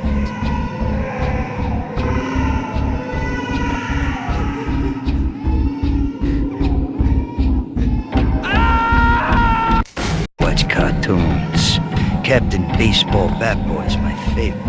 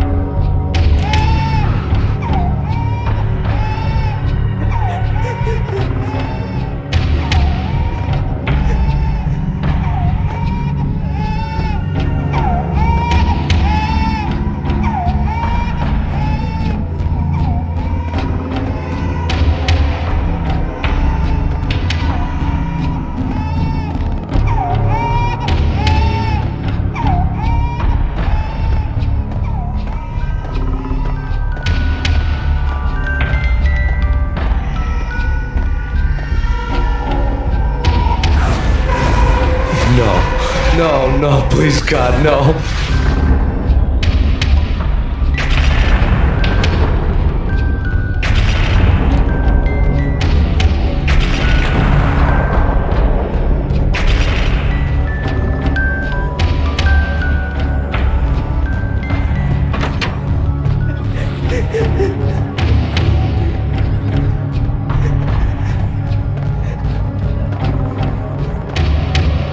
Slice 'em, dice 'em, shoot 'em full of holes, blow 'em to bits, vaporize 'em, disintegrate 'em. No matter what you do, they'll still be back, good as new. Michelle's diary lay on the table. Max, no, please, Max. Why? I didn't mean to. I'm sorry.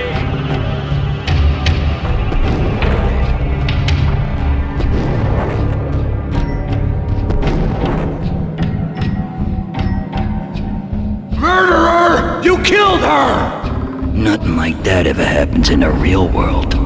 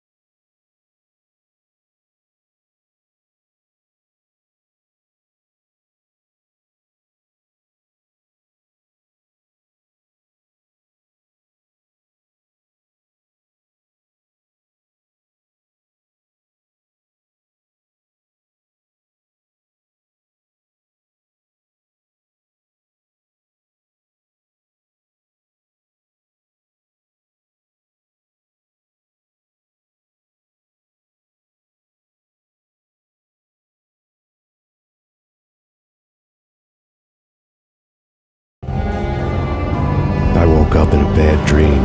My head felt 2 sizes too small for my brain. Max Payne. I envy your name. And the killer was smiling. Pleased to meet you. I'm Frankie the Bat Niagara.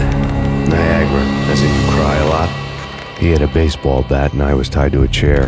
Pissing him off was the smart thing to do.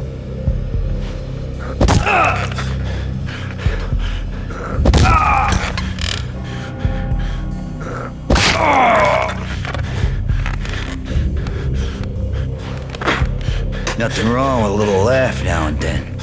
Take me, for example. I love to watch cartoons. Cartoon violence is a fascinating thing. Let's take a break. I need to take a leak and maybe grab a cold one at the bar. Don't worry. I'll be back to finish this off. And then, it's checkout time. You play, you pay, you bastard.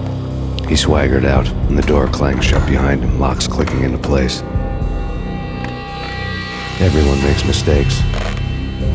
Mine hadn't been to crack jokes about the goon with the bat. He'd have cracked my skull regardless. It hadn't even been to trust a girl with a gun. I had blindly gone after the first bad guy on my hit list when I should have been aiming further up the ladder, at the head of the Punchinello family. I couldn't bring myself to be pissed at Mona. Guess I had a soft spot for her pretty face.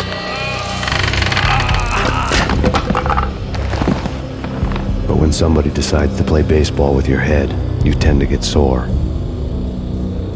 They had dragged me back to the basement of Lupino's hotel. I was beaten, bruised, and blue. I felt like the chair I had broken to get free.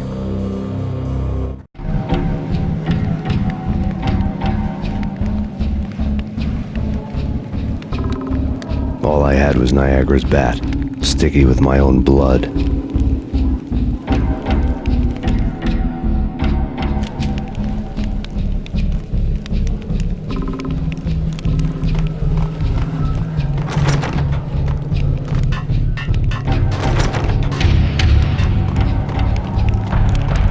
Without a gun, I'd be no match for Frankie's men. I'd have to play hide and seek with them.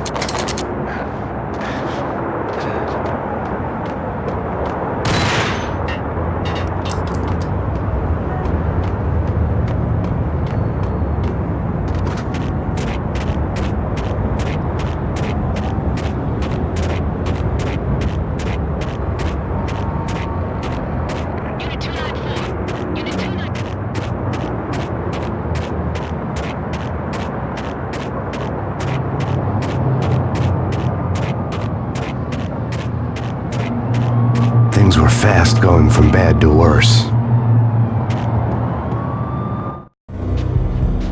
The men in blue had come and gone. They had decorated the place with chalk outlines and tied it together with yellow tape. The cops who had stayed behind were dead. Frankie, his boys, and I had the place all for ourselves.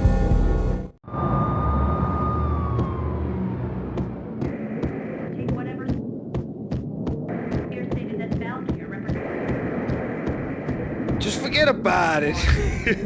Just forget about it. Hey, just forget about it. That crazy witch, you should have heard her. She was a real scream when the boys caught her trying to cap the Don. Oh, that's friggin' bad. To the trio? That's even worse than what Frankie's doing to that poor bastard downstairs. She's gonna take a long time to die. The mobster muscle on the phone was talking about Mona. Punchinello's trio were nothing but bad news. There he is!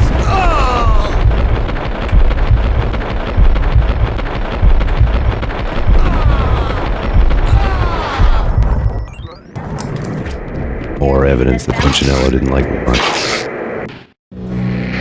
The fact remains that all the victims so far identified in the Ragnarok shooting have been known criminals, many of whom had large doses of V in their blood. Reliable sources say that Max Payne was also among those killed, although no body has been recovered at this time. Reliable sources. That meant somebody thought the Mafia had me, didn't want the cops snooping around anymore. The body would be delivered to them barely recognizable. Case closed. Don Punchinello had the power to be that reliable source, which was no news, but his news was old news. Framing me hadn't been enough. Don Punchinello had put a hit on me. He wanted me dead, and it had been important enough for him to give written instructions to Frankie about it. Max Payne should die like a dog for the trouble he's caused. Frankie,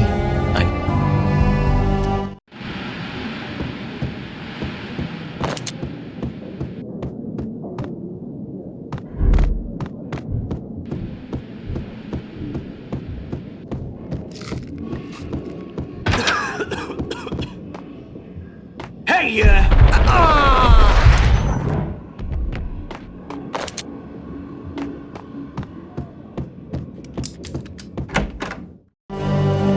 The hotel bar was fast developing quite a history. True to his words, Frankie was there, having a beer. Jesus Christ. How the hell did you get loose? Got bored waiting. Thought, what the hell, we could just as well finish this here.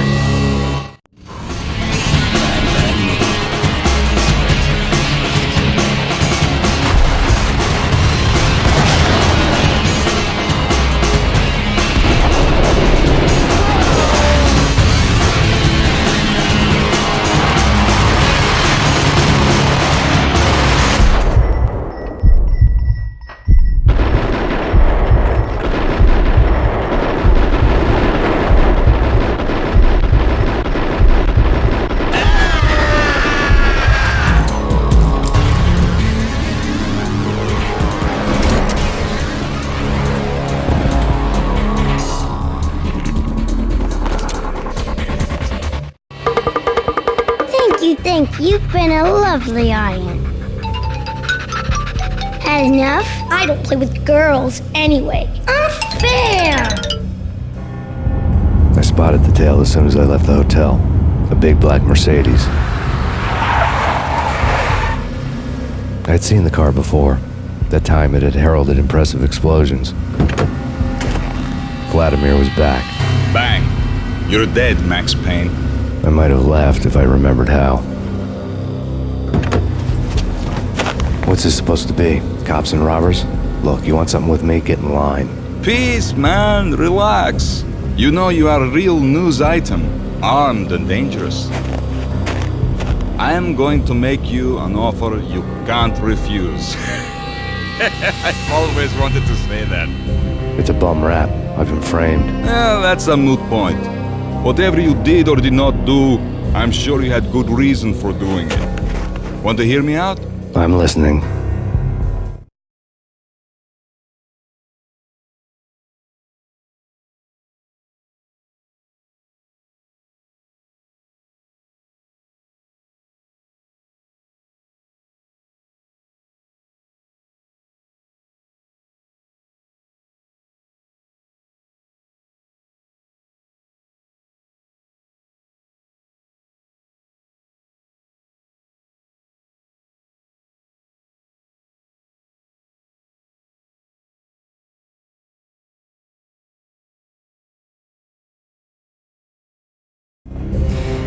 Punchinello messing with V is bad for business all around. But that's not all. There is this guy, Boris Time, used to pull jobs for me. He's the captain of the cargo ship Charon. Now the bastard turncoat has gone over to the other side, Punchinello's. The ship's loaded with high-res hardware, guns, my business. If Punchinello gets hold of that cargo, he's won and I have lost. And you'll have your work cut out for you. If you want to get to Punchinello, you'll need heavy-duty persuaders. I am just the man to get them for you. Change the ship back under my flag, maybe pop 2 in the traitor Dime's head while you're at it. You'll get enough guns to start the apocalypse. You in or out? Let's get this show on the road. Vladimir was one of those old-time bad guys with honor and morals, which made him almost one of the good guys. None of us was a saint. The Brooklyn riverfront was a maze of rusty containers, sharp-boned cranes looming up from the snowstorm. On a night like this, you couldn't help but think of the dark army of dead men sleeping with the fishes, cement shoes in line. No Minotaur lurked in this labyrinth, but somewhere out there, on the clanking deck of his cargo freighter, the skipper of the Chiron was waiting, like the ferryman in the river Styx. Hold it!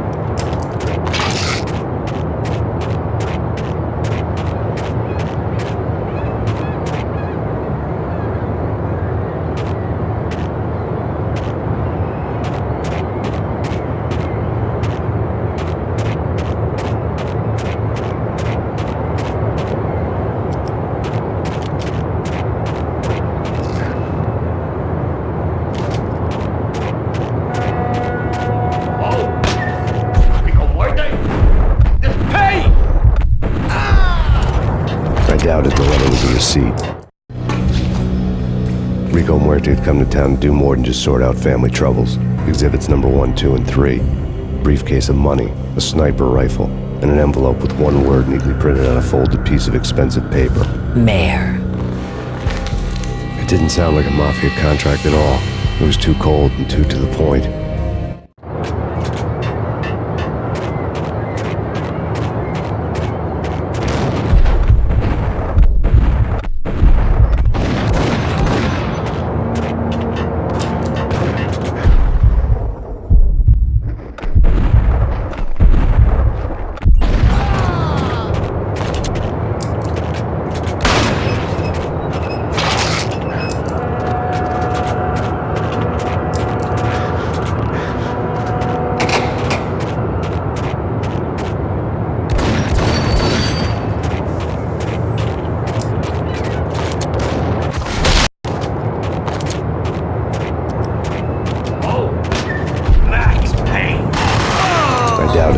Receipt.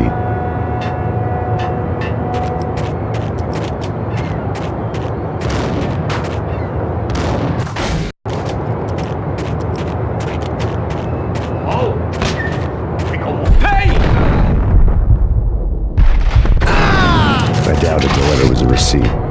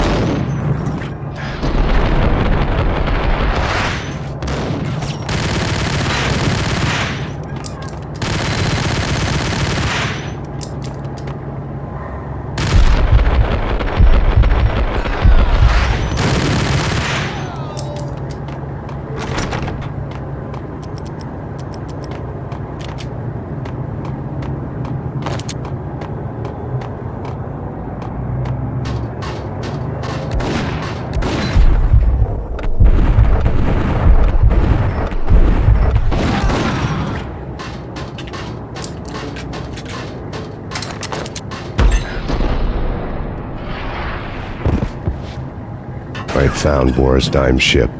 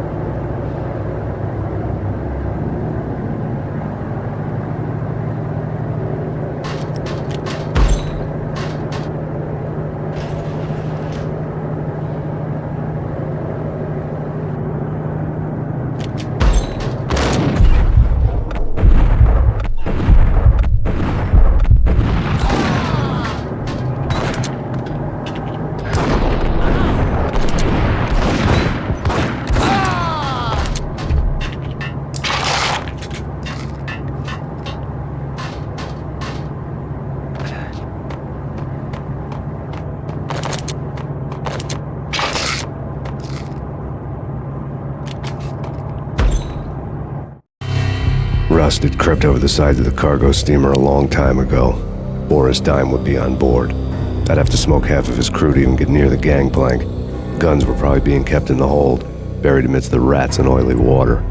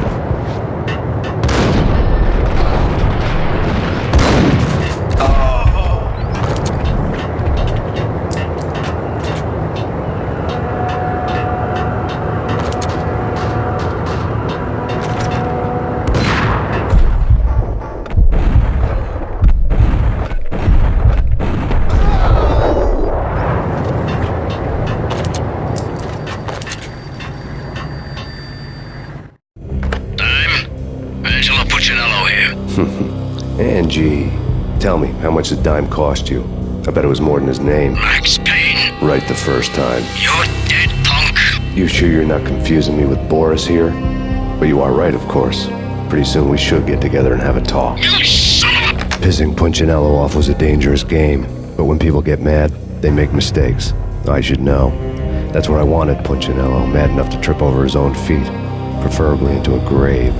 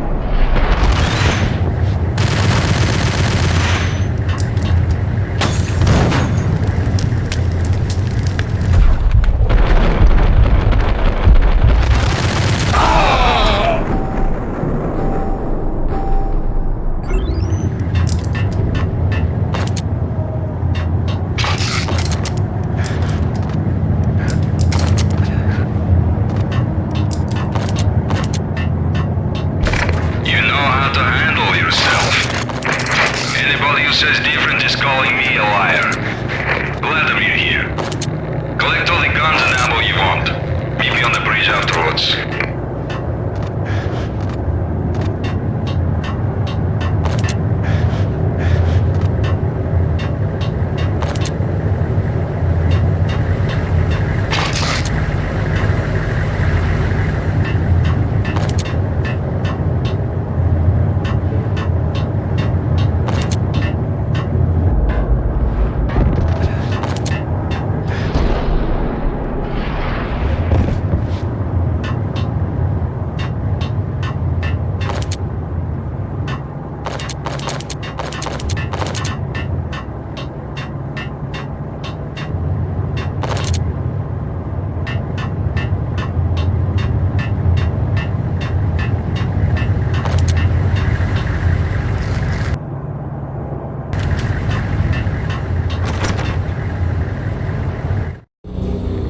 Did you get everything you need? Check. I owe you. Anything you need. This is my solo. When I'm through, Punchinello won't be anybody's problem anymore. Clear as vodka. But anytime you get between a rock and a hard place, just whistle. This could be the beginning of a beautiful friendship. You really get a bang out of this big-time gangster act, don't you?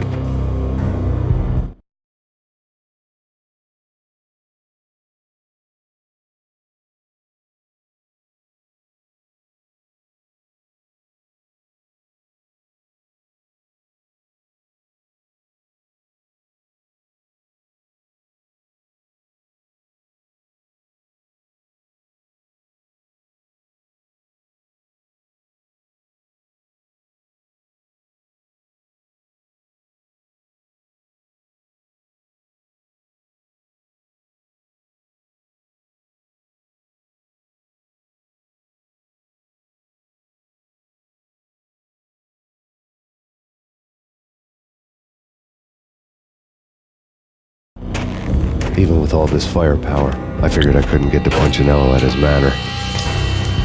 I could only hope that he wouldn't pass a chance to hear me beg to see he's won. This is Max Payne. I want to cut a deal. Payne, you're a dead man. That's what everybody keeps telling me. I got your ship and her cargo. I want to meet. No pain, no gain. Capiche? You know my restaurant? Yeah, I know it. One out. Punchinello's restaurant had seen better days. Snow was falling like ashes from post-apocalyptic skies, but that was outside. Things would soon get hot in the Don's restaurant. I knew it was a long shot, Angelo Punchinello actually showing up, but there was no crime in hoping.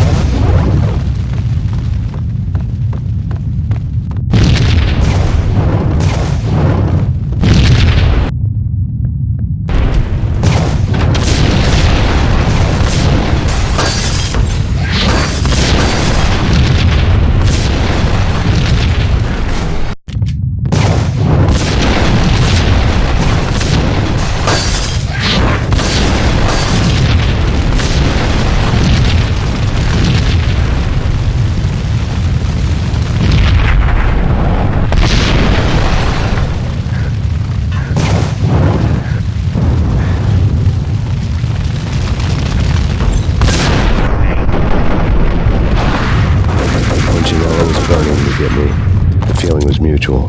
He was trying to put out my flames with gasoline.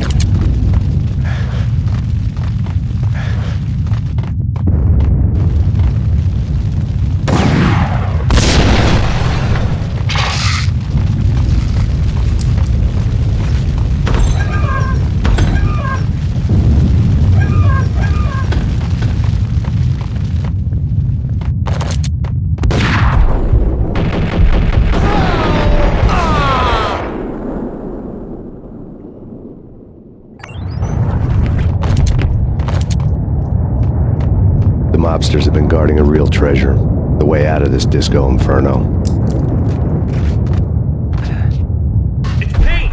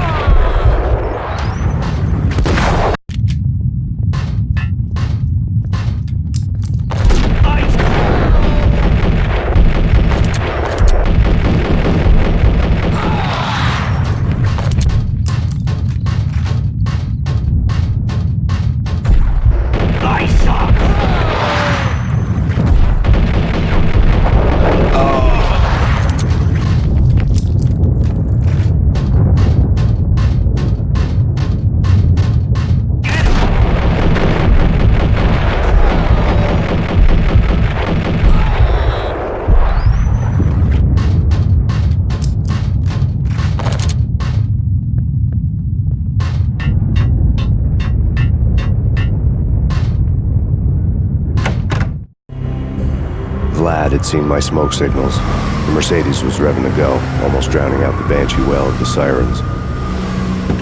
You coming? We'll drop you off at the Punchinello Manor. Sounds good to me. When this is over, look me up.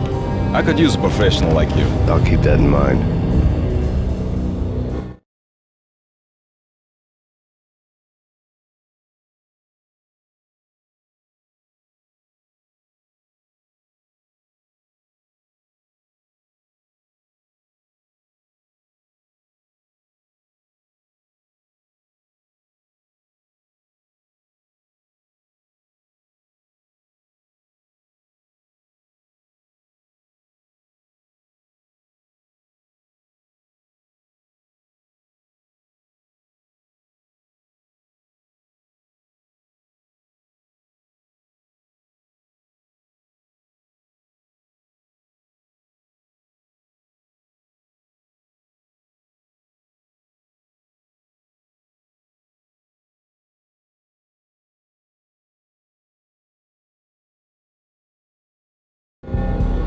The night groaned with cold.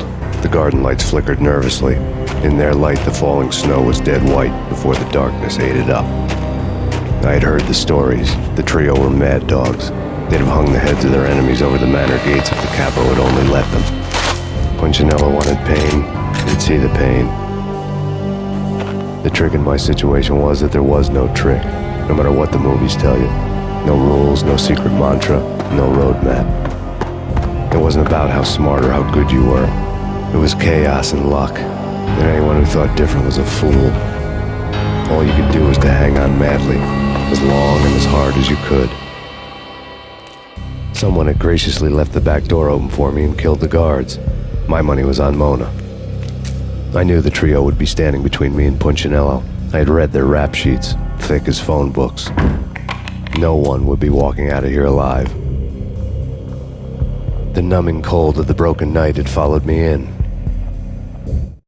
Upstairs, the trio tangoed down the manor halls to the silent rhythm of their murderous hearts, the blood of their victims rust on their lips.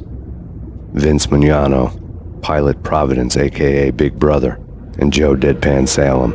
The pistol was a frozen lump in my hand, piercing the skin, gnawing me to the bone.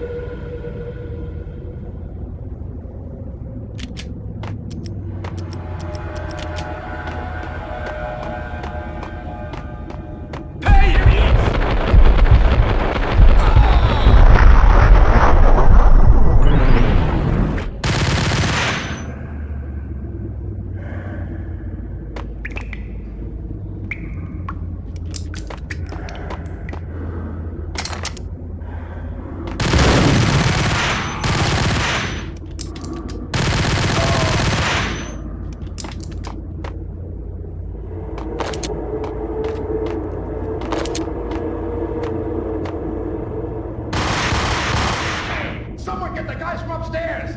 No one's going anyplace. Too late for that. He walks in, we waste him. Vinny and Joe and Pilot won't get the credit for this kill.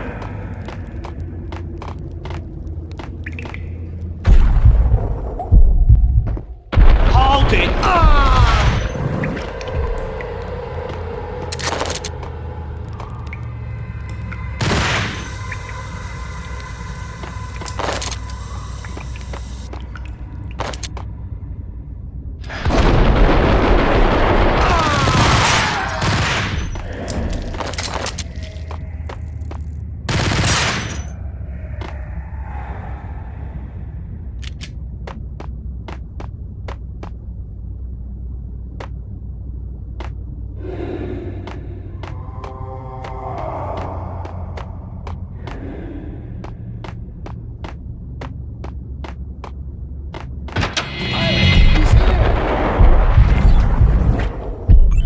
It didn't take me long to run into the trio.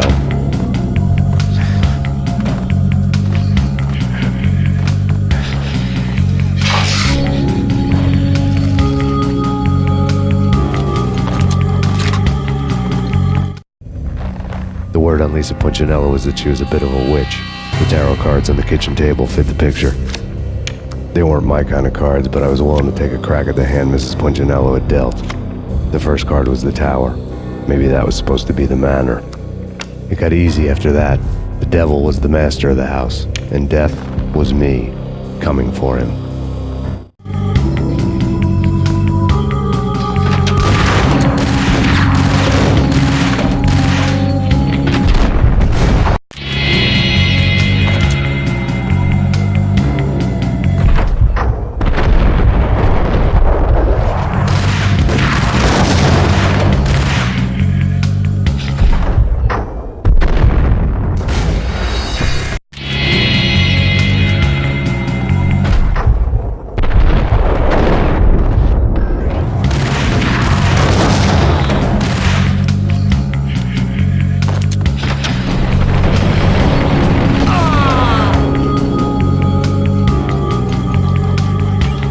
One down, two to go. What the hell?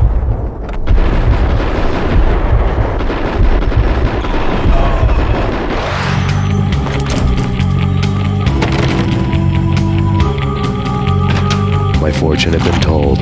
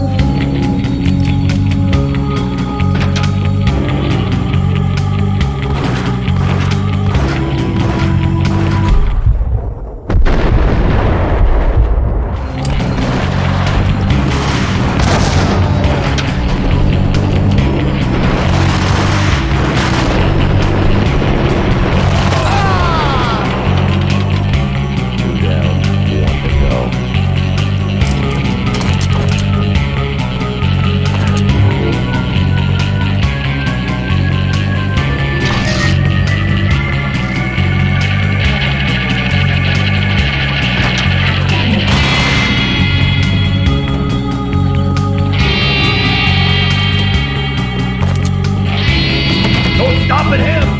This will stop anything. Come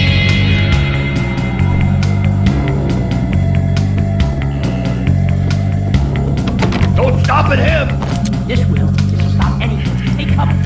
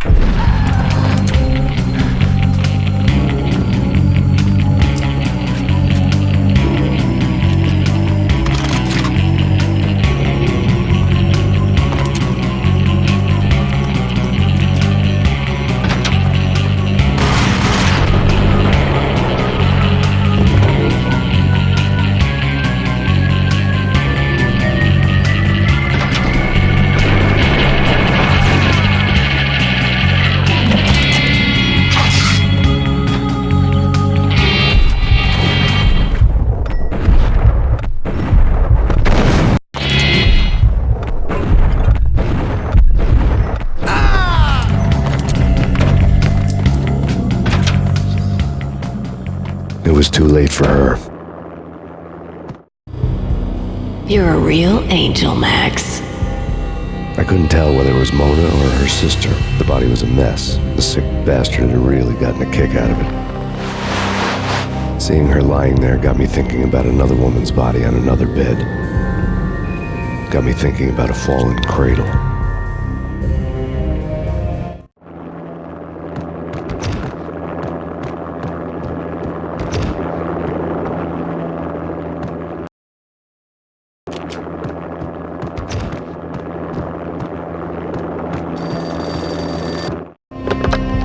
Max Payne. Talk to me. Alfred Woden. You've got company. An armed helicopter just landed on the manor grounds. You must hurry. The more the merrier.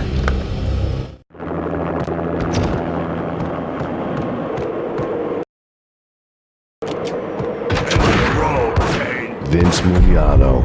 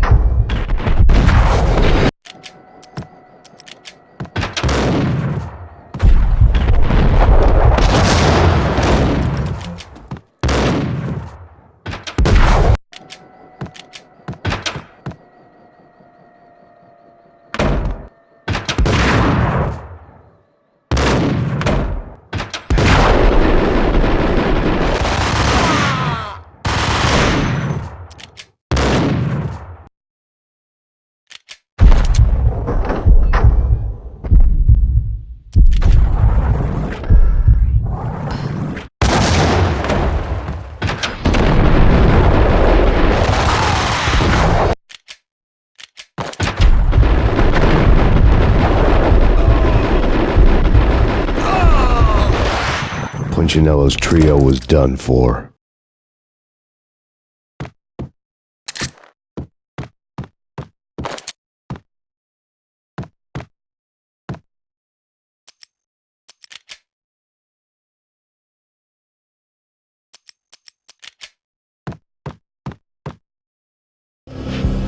Outside my door. Hurry. He's coming for me. You gotta hurry. Please. I could hear Punchinello on the phone begging for help. He should have been saying his goodbyes. Punchinello was a pushover. The moment I stepped into the room, he folded like a deuce before a royal flush. No, wait. I was just doing what I was told. I couldn't refuse. She's someone high up. Government, maybe. I don't know. He was trying to buy more sand for his hourglass. I wasn't selling any.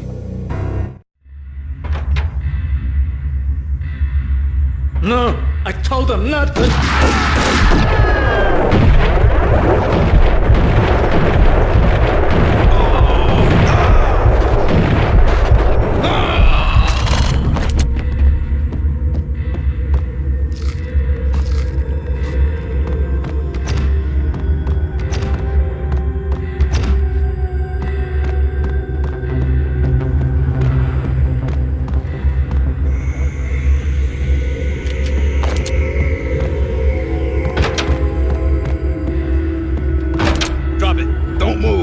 Game over, Max Payne. I could tell when I was outgunned. It was time to take another beating. The mystery witch was a real barracuda. Trouble on dagger heels, a smoking assault rifle in her hand, and an army of killer suits behind her. How sweet. I get to kill two birds with one stone. Sooner or later, it was going to catch up with you. Mr. Payne, it's time to show you the benefits of my brew. Be a good boy now. You'd find that Lady Luck was really a hooker. You were fresh out of cash.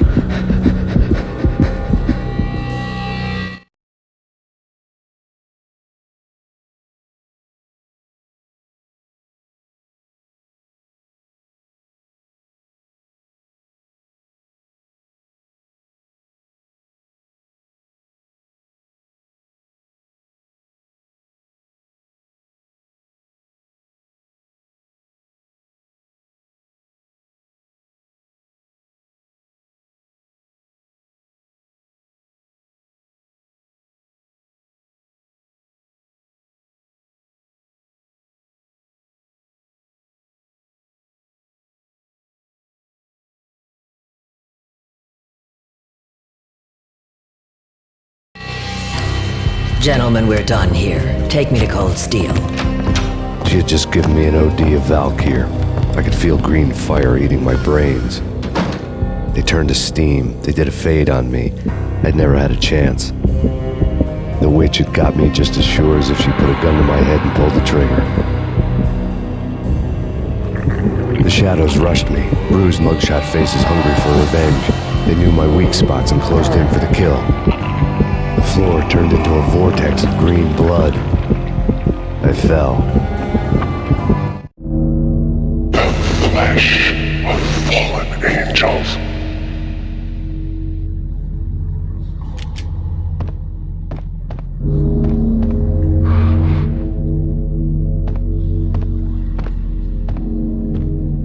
Who's there? Max? Max, is that you? Max? Where are you, Max? Please. No, please, Max, no. I'm sorry. Please don't, Max, no. Max? Where are you, Max? Please. The letter was staring at me.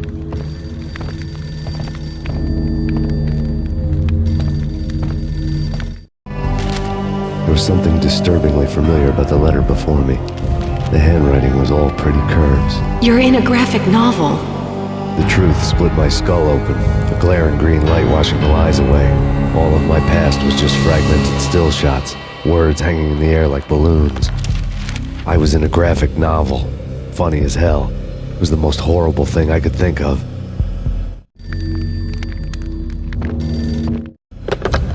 Bartender is shiny stuff and dreams are made of stooped necromancers. He sings like a banana wrist, having strayed too close to the constellations on their shaved skulls. There was a bad line in a prank call. Someone spouting insane babble. I couldn't make sense of it. But I had an overwhelming sense of deja vu. The caller's voice sounded oddly familiar.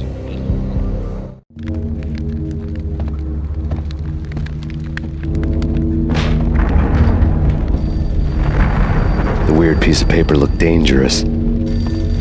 There was was something disturbingly familiar about the letter before me. The handwriting was all pretty curves. You're in a computer game, Max. The truth was a burning green crack through my brain, weapon statistics hanging in the air, glimpsed out of the corner of my eye, endless repetition of the act of shooting, time slowing down to show off my moves, the paranoid feel of someone controlling my every step. I was in a computer game. Funny as hell, it was the most horrible thing I could think of.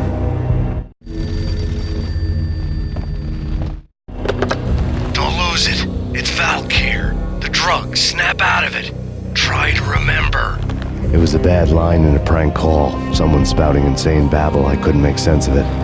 But I had an overwhelming sense of deja vu, and the caller's voice sounded oddly familiar.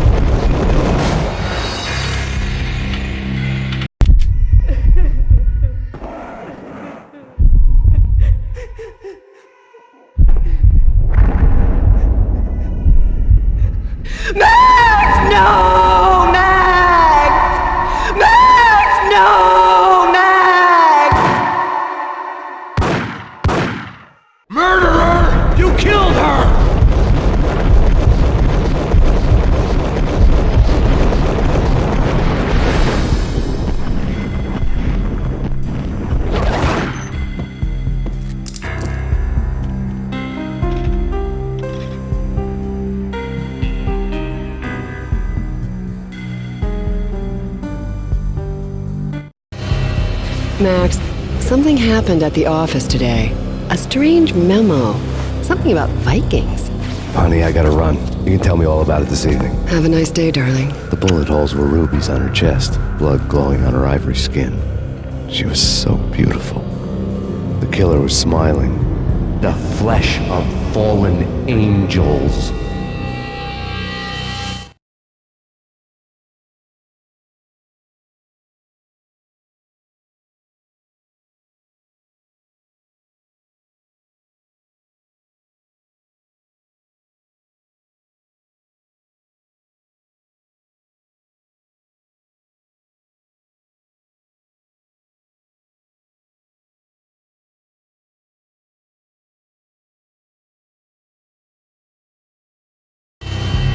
Slowly, the green nightmare faded, leaving dark stains on my soul that would never come off. I felt like flatlining. I was all shook up. I woke up in a cold sweat, sick and tired to the bone, lying in a puddle of my own puke. The hag had said take me to Cold Steel before it had all gone crazy. It was a clue, the only one I had. It took me forever to crawl back to my feet and hit the road, but when I did, I drove straight to Cold Steel Foundry outside the city. There was a whole lot of action around the place for a freezing winter night. Trucks coming and going, men running. I had the drop on the mystery witch. She thought I was dead. I was on her blind side. I was going in. The bad trip had put me in a crazy mood, adrenaline pumping through my aching veins. Staggering on the mill roof in ice and snow and wild wind, I was a ninja. My kung fu was strong. I wasn't kidding anybody. At best, I was Superman on kryptonite about to fall through a skylight, down to where it was all going down. A half-abandoned industrial area in the middle of nowhere. The factory was a perfect front for any number of illegal activities. In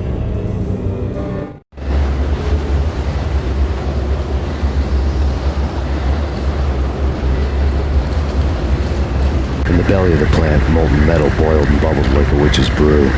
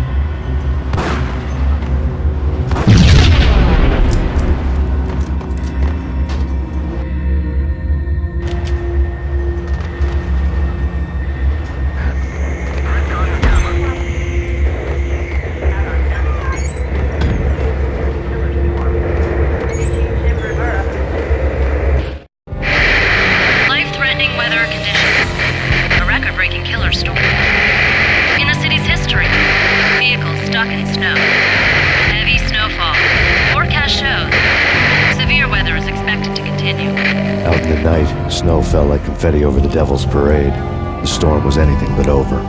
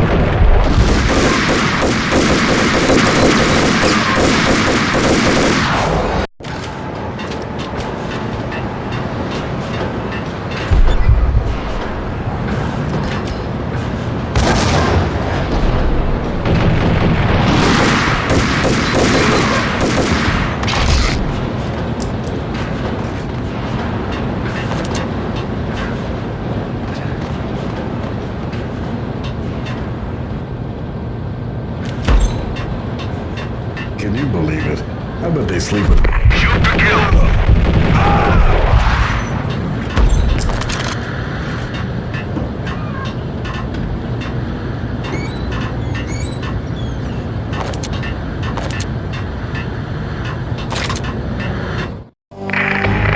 Perimeter breached. The facility has been compromised. Repeat, the Deep Six has been compromised.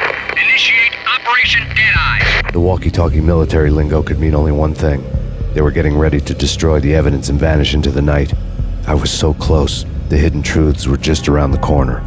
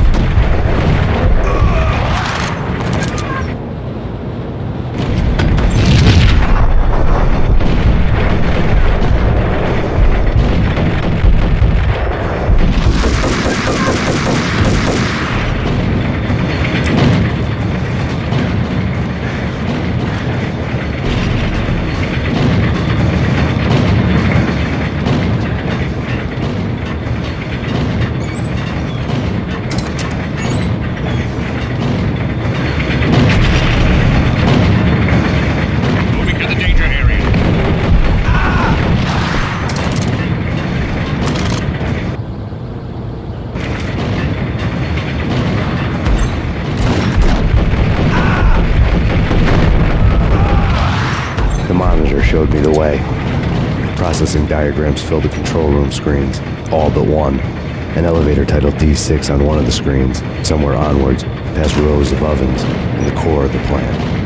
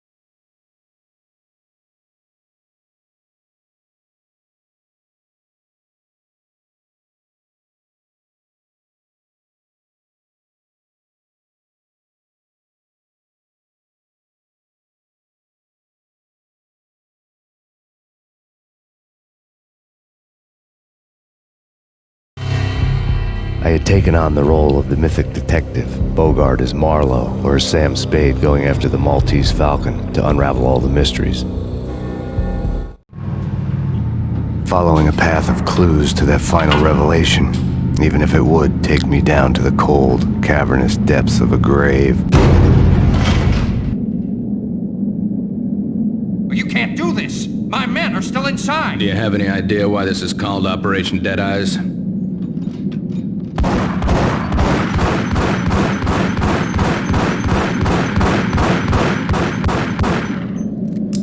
I think he's dead already. Let's do it.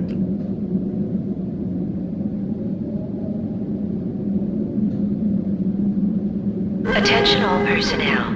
The self-destruction sequence has been initiated. Evacuate the complex immediately. Repeat. The self-destruction sequence has been initiated. Proceed to the nearest exit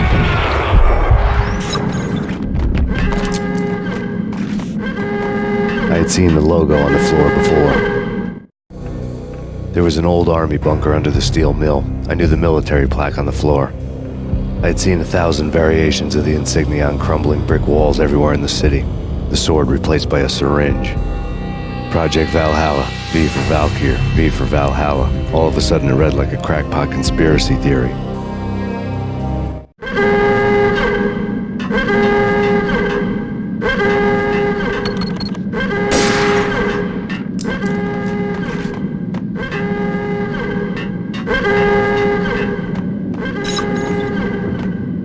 Abort! The self-destruction's... Go!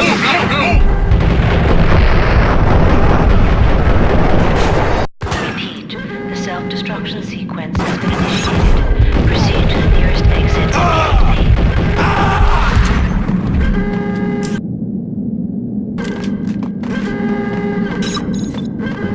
Abort! The self-destruction sequence has been initiated. Get the hell out of here. The place is gonna blow. Go!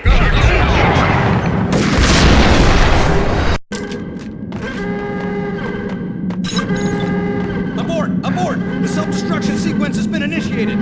Get the hell out of here. The place is gonna blow. Run!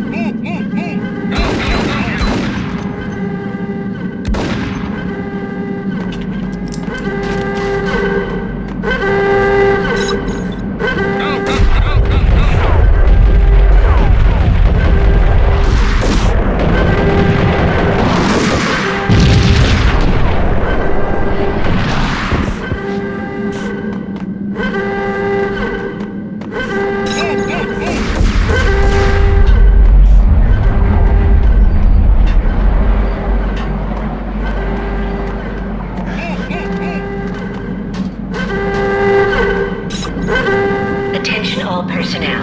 The self-destruction sequence has been initiated. Proceed to the nearest exit immediately.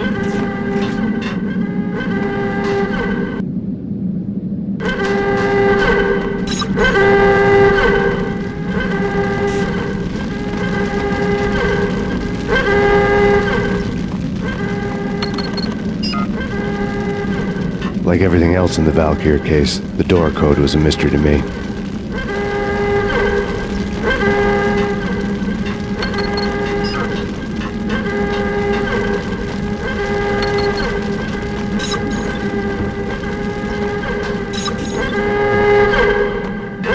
Decontamination in progress. The chemist had been using the workstation when he died. The half-life of the lab rat had ended online, his password blinking on the screen. 665, the neighbor of the beast. Decontamination in progress. Decontamination completed. Attention all personnel. The self-destruction sequence has been initiated. Proceed to the nearest exit immediately.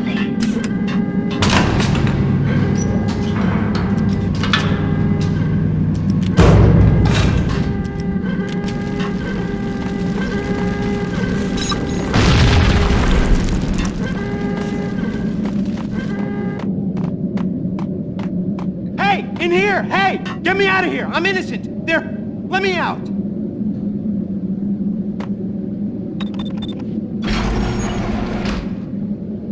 Thanks! I thought I was gonna die in there for sure. I need you to get me through the decontamination chamber airlock. You're crazy! No way! The place is blowing up, for Christ's sakes! Either that or back to the cell. Your choice. Okay, I'll do it. I'll do it.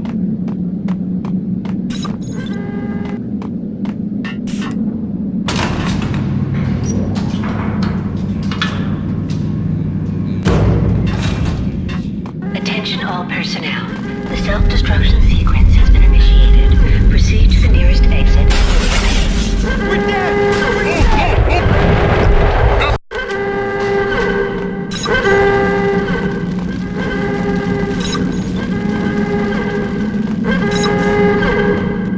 The chemist had been using the workstation when he died. The half-life of the lab rat had ended online, his password blinking on the screen. 665, neighbor of the beast.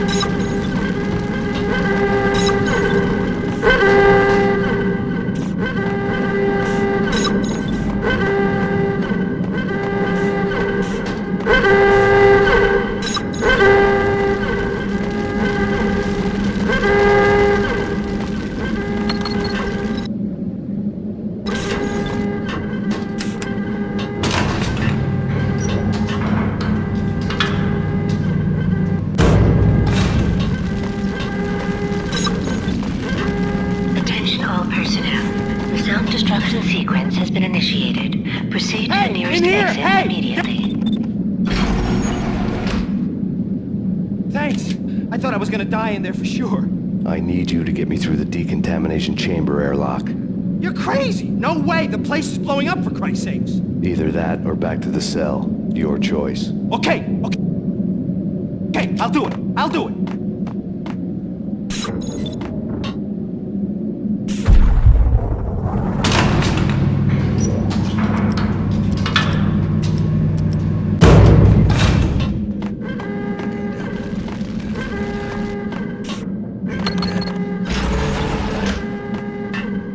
Please, we gotta go now! There's no time!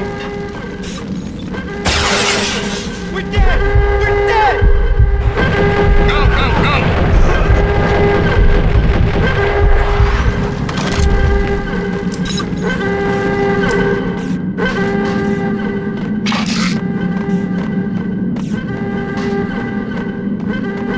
Attention all personnel.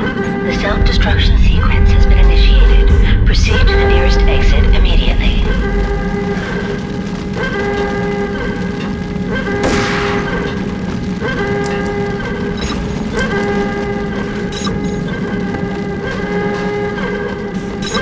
Get in! I'll punch you through! After this, you can go. You're a free man. Fast. Decontamination confirmed.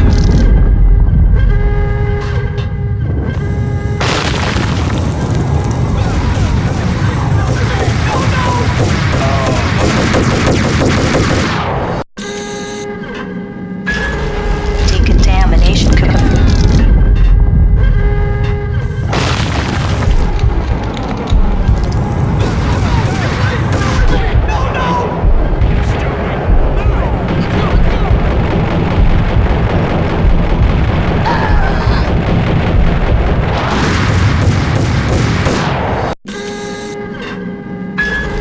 Decontamination confirmed.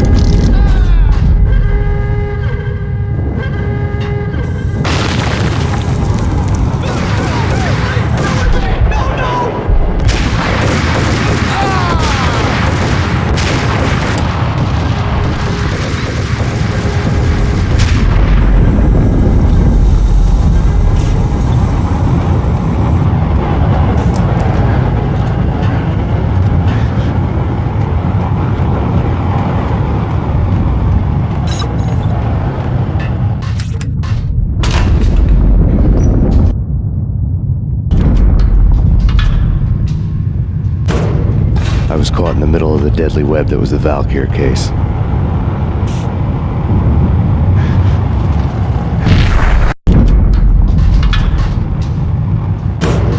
I was caught in the middle of the deadly web that was the Valkyr case.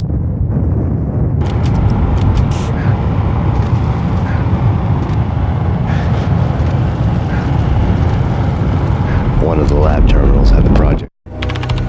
Top secret. Project Valhalla. U.S. Army, Yggdrasil Network. Valhalla, the otherworldly place in Norse mythology where the bravest heroes spent their afterlife feasting and fighting forever, their wounds miraculously healed night after night. Valkyr, the maidens who chose the most courageous Viking warriors and carried them to Valhalla. 1991. The research objective is to create a chemical substance to enhance the stamina and morale of infantry troops. 1995. Results unsatisfactory. Project cancelled. Someone had decided to continue the sick experiment unauthorized. Project compromised. Data leak. Fix the damage by any means necessary. Security clearance red. Authorized by the project lead. Field test. Double the dosage for all the remaining test subjects. Observe and record the subject's behavior in an urban setting. The drop-off point was my old address in New Jersey. The file dated 3 years ago. Just when you thought you had reached the deepest depths of horror, it suddenly got worse. How to turn off that small voice inside your head that started to whisper that you should be glad that now, if not before, your revenge was justifiable on any conceivable moral scale. That small voice proved, beyond any doubt, that I was damned. Logo on the screen. The dagger-heeled woman had come and gone a long time ago. There was nothing more for me here. The bunker's name was acting as a self-fulfilling prophecy.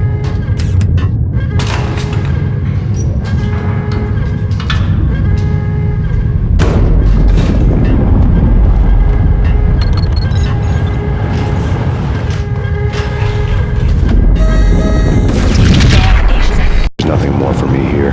The bunker's name was acting as a self-fulfilling prophecy.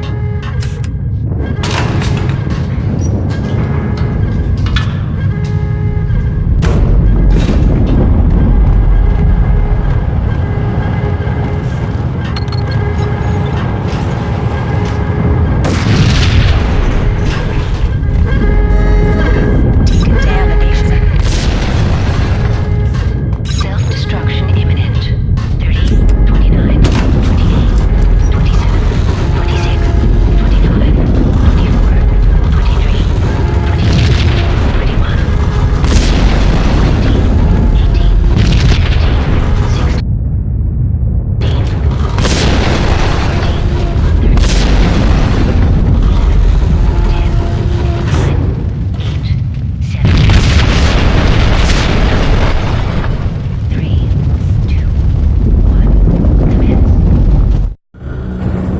piece together a jigsaw, and the final picture is you finishing that same puzzle.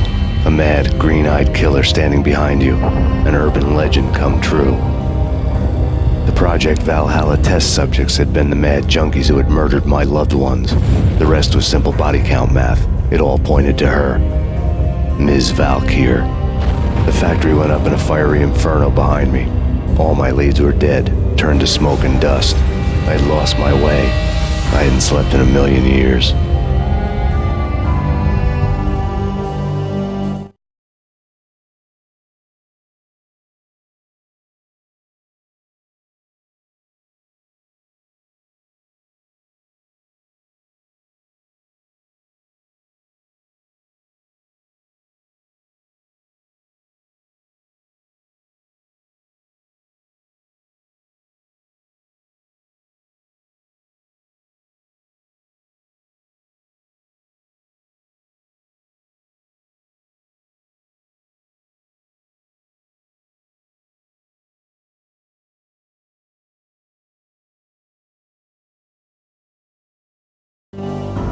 I felt thin as death. I've been living on an endless supply of week-old donuts. They were fuel for this crazy furnace inside my head. I couldn't remember when I had last seen the sun. I was on a permanent graveyard shift. When the darkness fell, New York City became something else, any old Sinatra song notwithstanding. Bad things happened in the night, on the streets of that other city, Noir York City. I was in an all-night diner, downing cup after cup of coffee that tasted like engine oil, when a new message from BB got me back on the killer track. What the hell happened at Roscoe Street? Maxie, I'm going out on a limb here. We need to talk this through, come up with a plan. 2:30 a.m., the Choir Communications Garage. The more I thought about Alex's murder and the frame-up, the more it felt like an inside job. I should have seen it coming. Beebe had sold me out, and now he wanted to finish what he'd started. The garage was dead. Beebe showed up in his tailor-made suit, gold watch, and cufflinks to match, all way beyond a cop's pay. Maxie. Oozing suave charm, he was guilty as hell. What the hell does Beebe stand for anyway? Backstabbing bastard? Come on, don't be like that. Have a cigar. I don't smoke. Maxie, you have no idea how big this is. It's huge. You have no idea. I think I do. You're a bribe-taking bent cop who sold out his partner. Those mobsters in the subway were a dead giveaway. Hard to miss. Bet it was exactly like this with Alex. Up close and personal. You can't win this one, Max. No, but I can make damn sure none of you do either. Beebe turned out to be another cardboard cutout bad guy.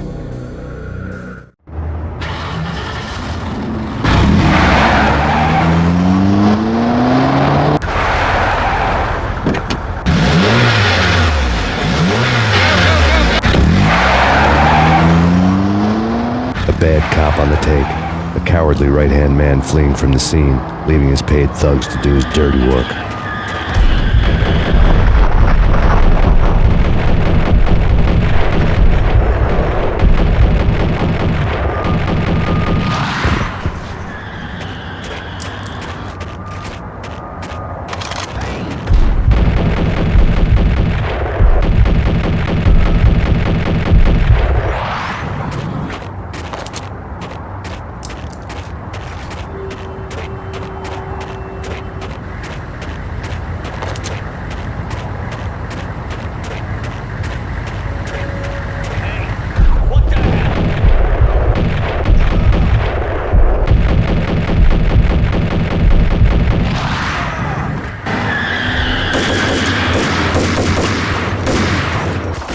To do his dirty work.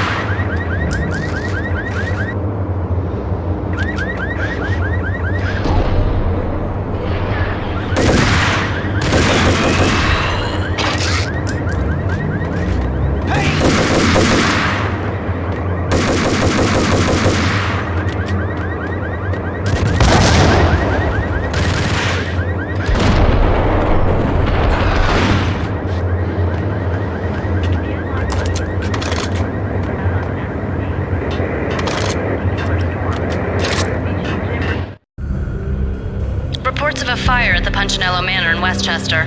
The manor is the home of Angelo Punchinello, the alleged head of the Punchinello crime family.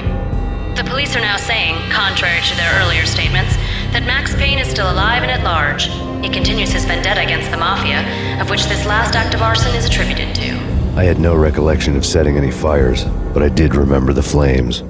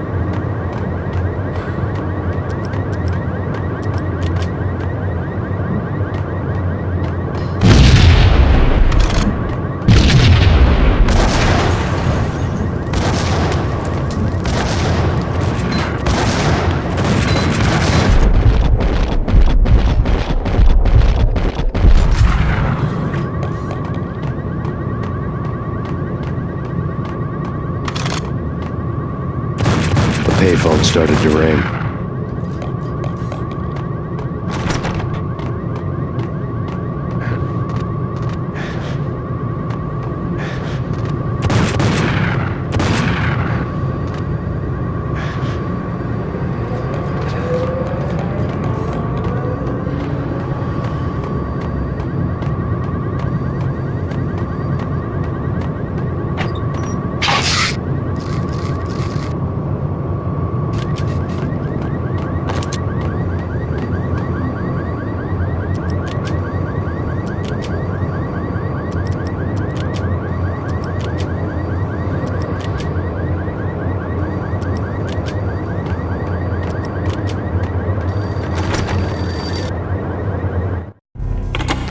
Yeah. Max Payne? Whatever does it for you. This is Alfred Woden. I can give you the name of your enemy. Come to the Asgard building presently. We are expecting you.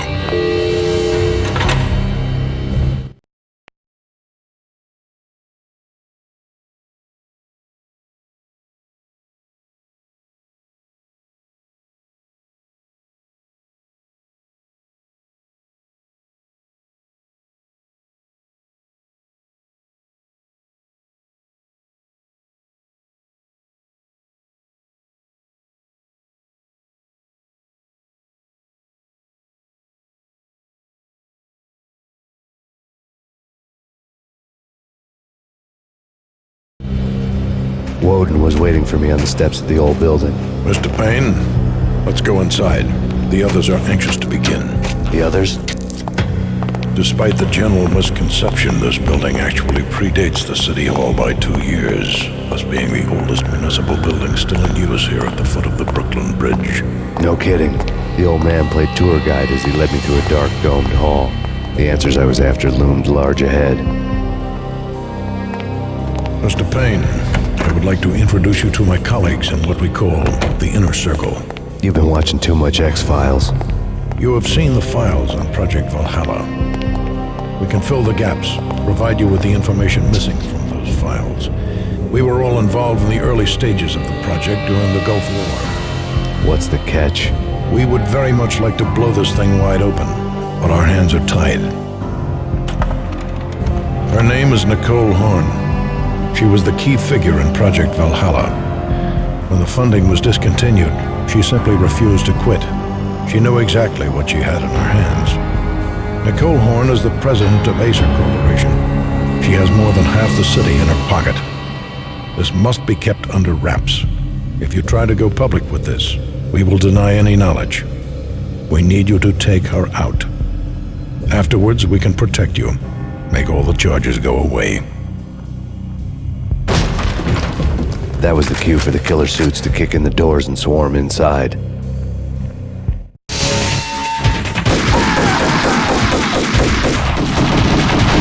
was an impressive floor show, but I decided to leave early anyway. It was only a one-story fall. Lucky me.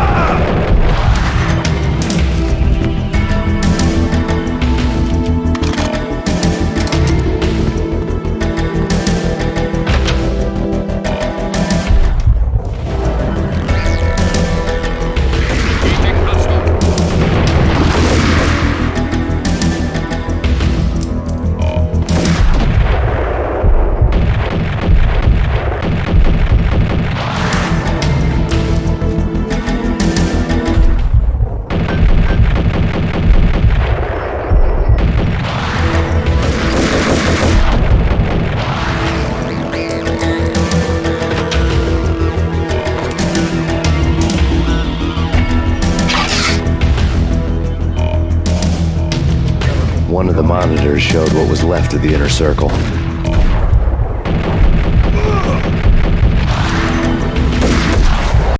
Cover me. I'm going in.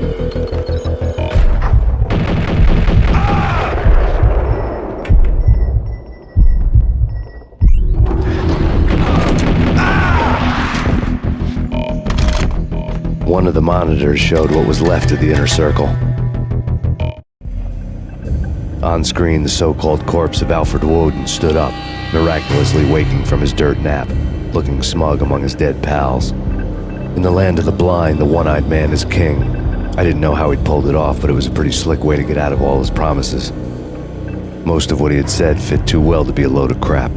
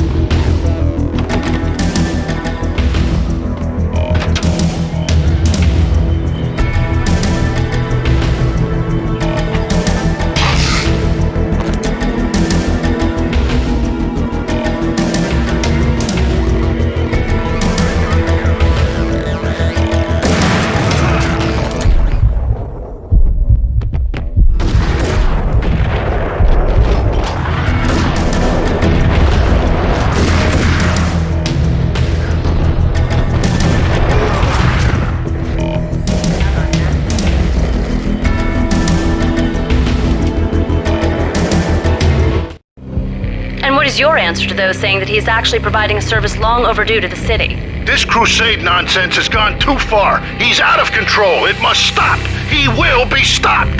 That was Deputy Chief Jim Rivera from the New York City Police Department.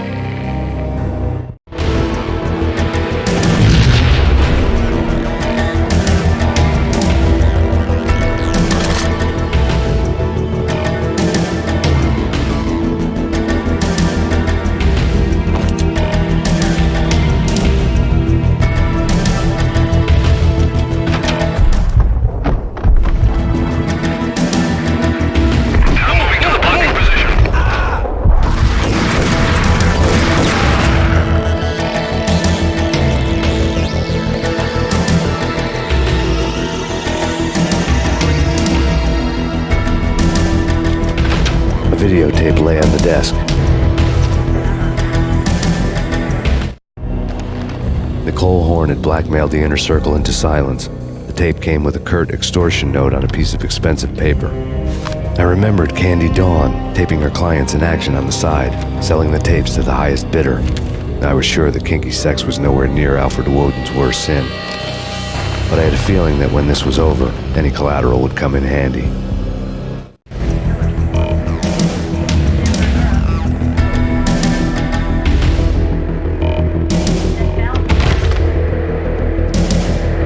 Woden had left me a present.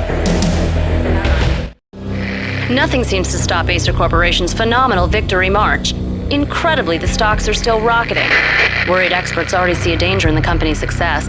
Some have gone as far as to say that Acer Corporation is about to become an even bigger monopoly than Microsoft ever was.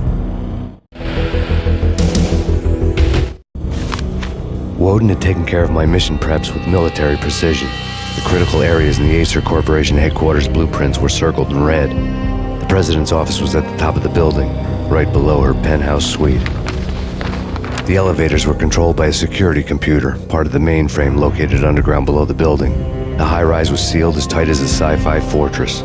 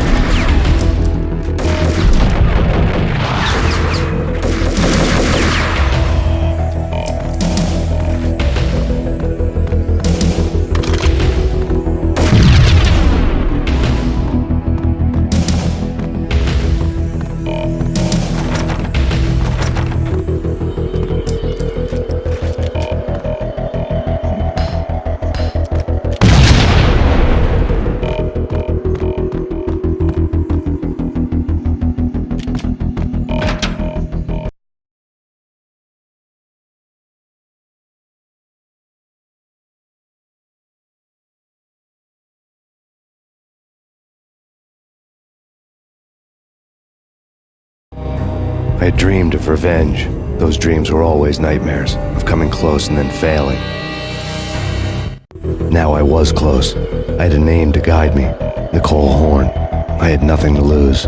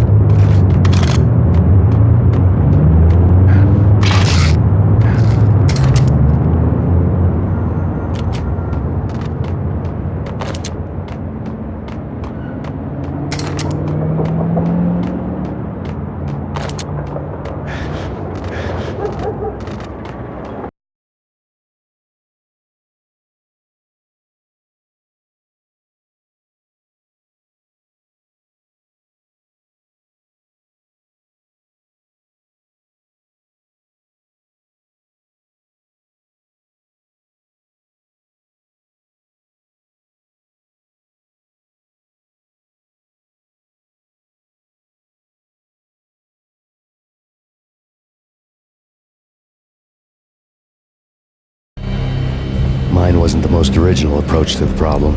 It wasn't as if it hadn't all been done before. An eye for an eye, the first principle of revenge. Old as dirt, still going strong. The cardinal rule in going after someone with an intention to kill was not to make it personal, which it almost always ended up being anyway. It did with me. I took my time, cruising around the city in the snow. There was no hurry. I knew what I had to do now. I took my time, thinking about it, building up the rage. When I was ready, I parked the stolen wheels at the front entrance of the Acer Corporation headquarters. Got out, got in, got cracking. I had a bullet with Nicole Horn's name on it. I had 10,000 bullets with the hag's name on them. She had ultra-high-tech security systems, enough mercenaries and weaponry to start World War III. There was no fear. New York disappeared behind a veil of snow. I had crossed the threshold. This was her domain, sleek and sexy and soulless, all glass and steel. A place of color-coded security key cards, metal detectors, and surveillance systems.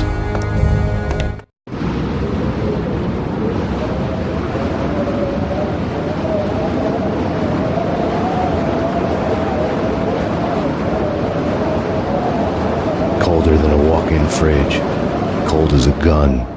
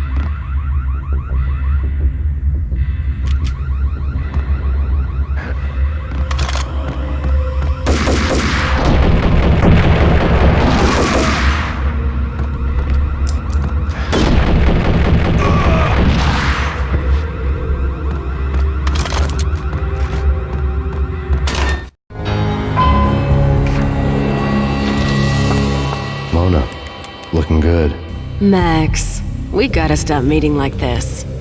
It will be a cold day in hell before I let a narc cop stop me. Miss Sachs, do your job. Relax, Max. You're a nice guy. I don't kill nice guys. You're not bad yourself. It was different when Horn wanted Punchinello dead. To cut her ties to the Mafia, he deserved to die. The same goes with her. She's the bad guy here. Her sister was whispering to her in my favor. I knew the appetites of ghosts intimately. They hungered for revenge. No! A gunshot boomed and she fell down in slow motion. She was a nice girl, not really a stone-cold killer. And now she was stone-cold dead. Like religious fanatics or loyal samurai, Horn's private army was coming at me. Terminate.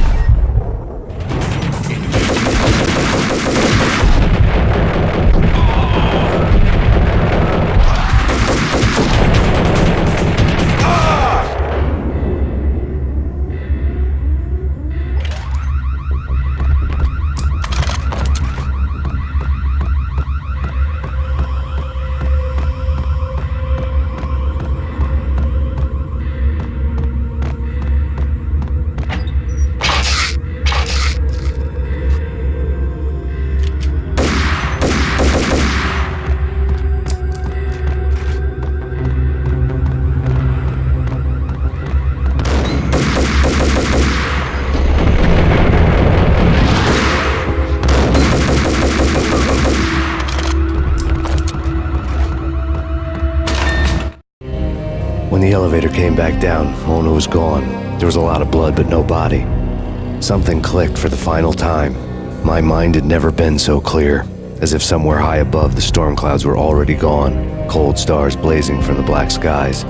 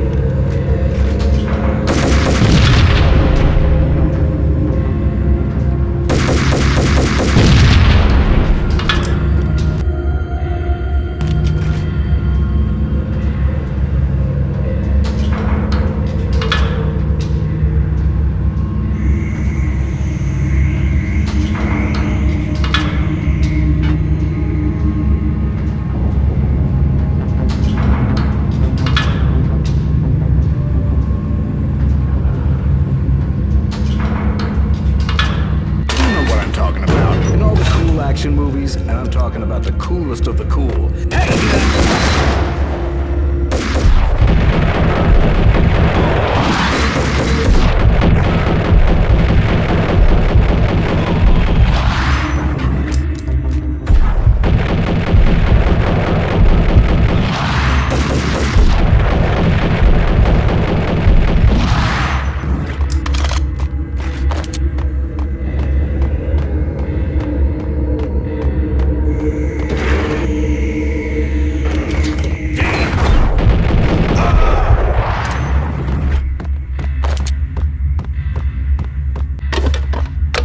I had elevator access to the mainframe. From there, I'd be able to override the security locks and get to her office.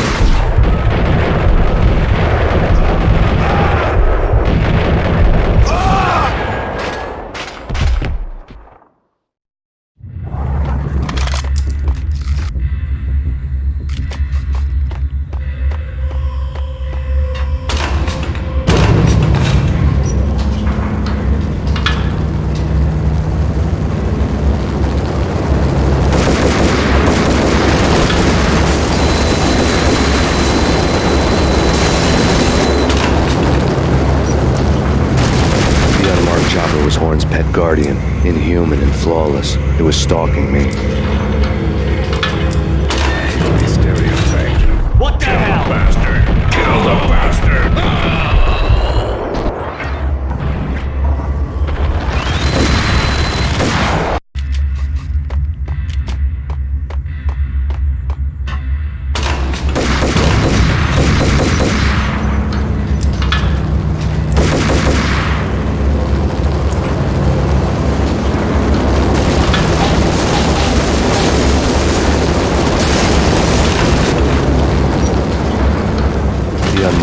was Horn's pet guardian, inhuman and flawless. It was stalking me. Kill the bastard! Kill the bastard!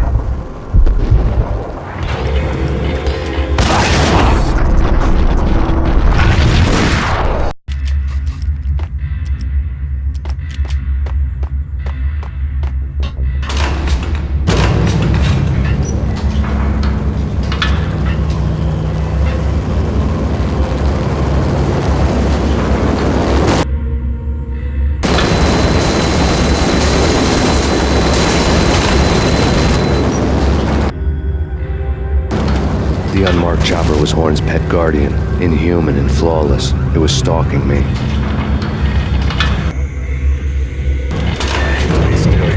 Kill the bastard! Kill the bastard!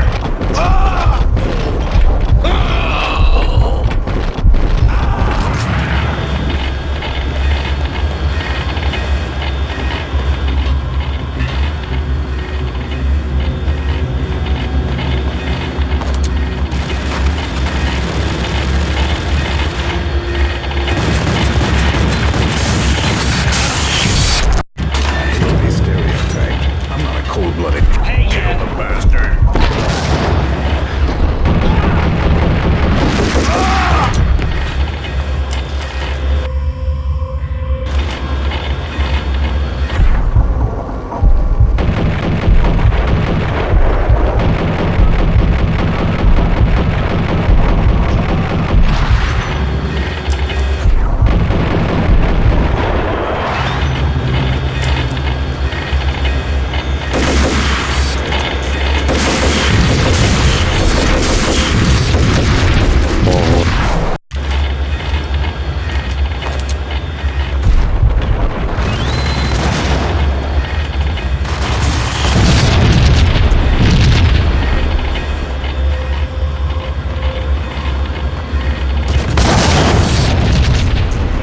Locks were now offline. All bets were off.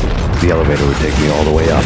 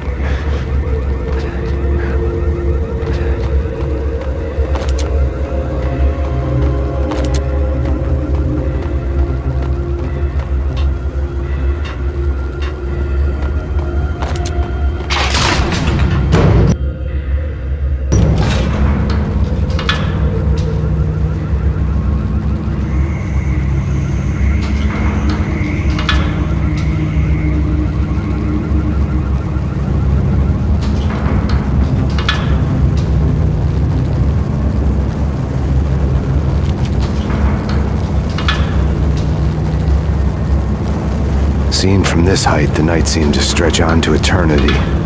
A hint of desperation had crept into the snowstorm, as if it was trying to get it all out before the end.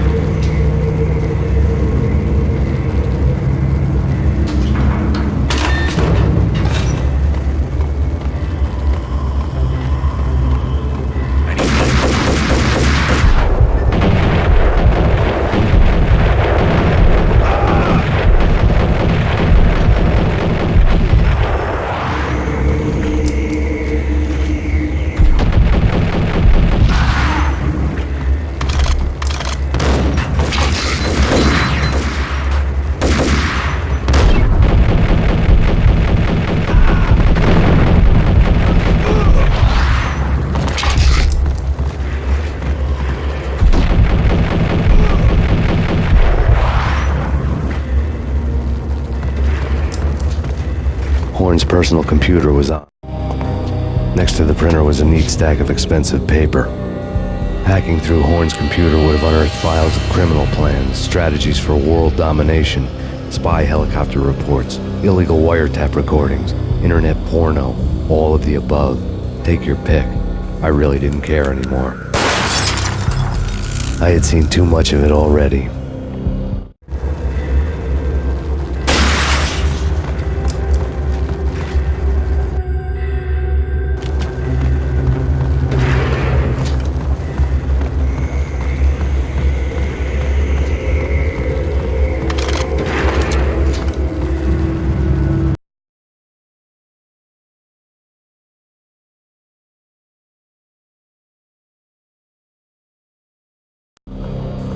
Valkyr had been meant to be a white-winged maiden that would lift you to a warrior's heaven, but it turned out to be a one-way demon ride to hell. The devil was in the drug. I knew. I had met him.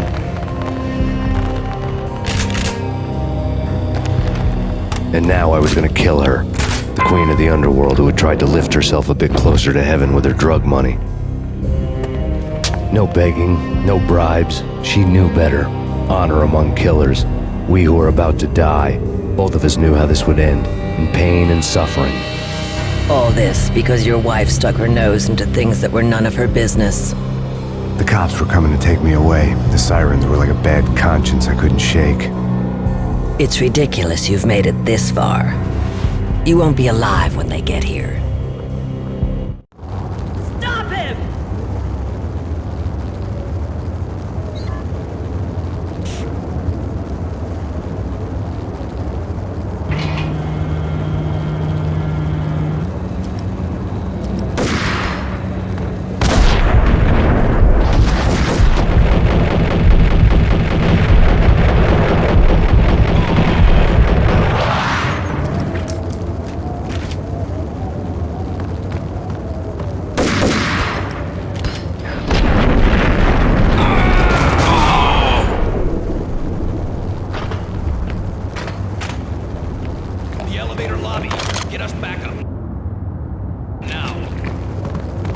Max Payne, this is futile. A waste of time. The deaths of your wife and daughter were necessary. Inevitable. It is done. You cannot bring them back. Nothing you do will make it any better.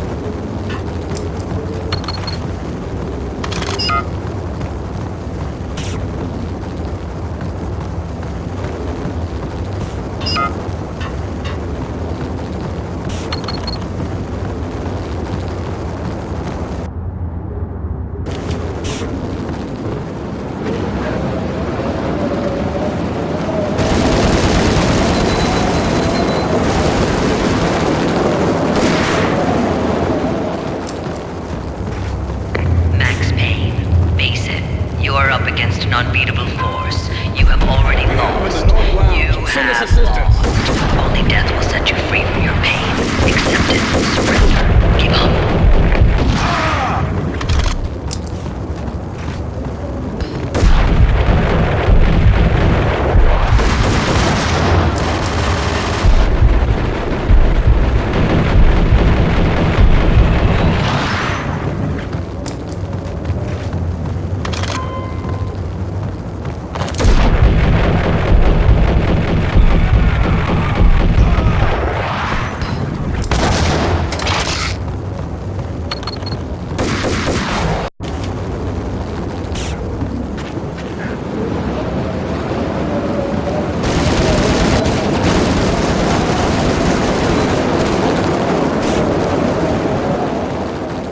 Max Payne, face it.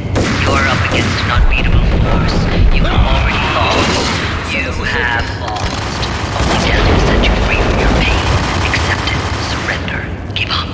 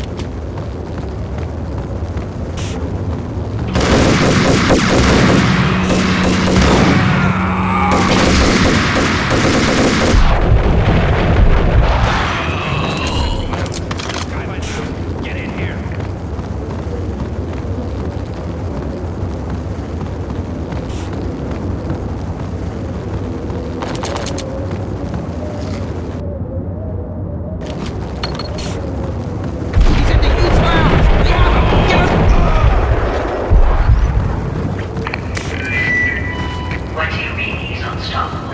You are superior to him in every way that counts.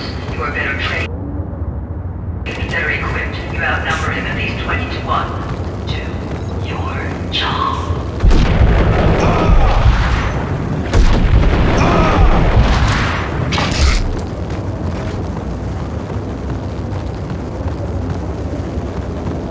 Not a step further. End it here.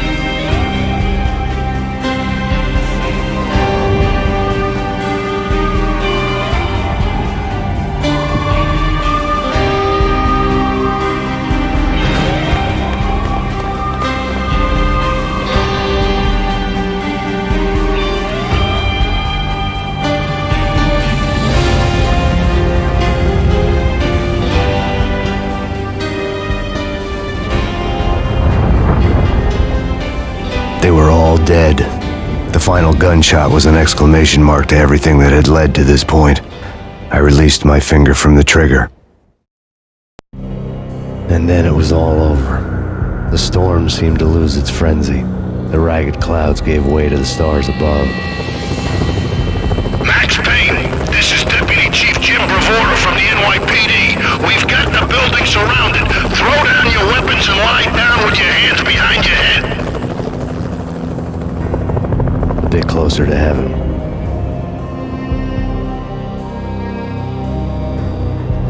The cops' voices were distant and muted. Freeze! NYPD! Hold it right there! My ghosts released me from their haunting. Down below, New York City glittered like diamonds on black velvet. You gave us one hell of a ride. Take him down to Central Booking. You heard the man. Woden was there in the crowd, standing by the sidelines. It wouldn't be over till the man with the patch would say so. He'd say the right words. I knew he would. He'd better. Woden grinned smugly. It was the grin of a winner. That made two of us.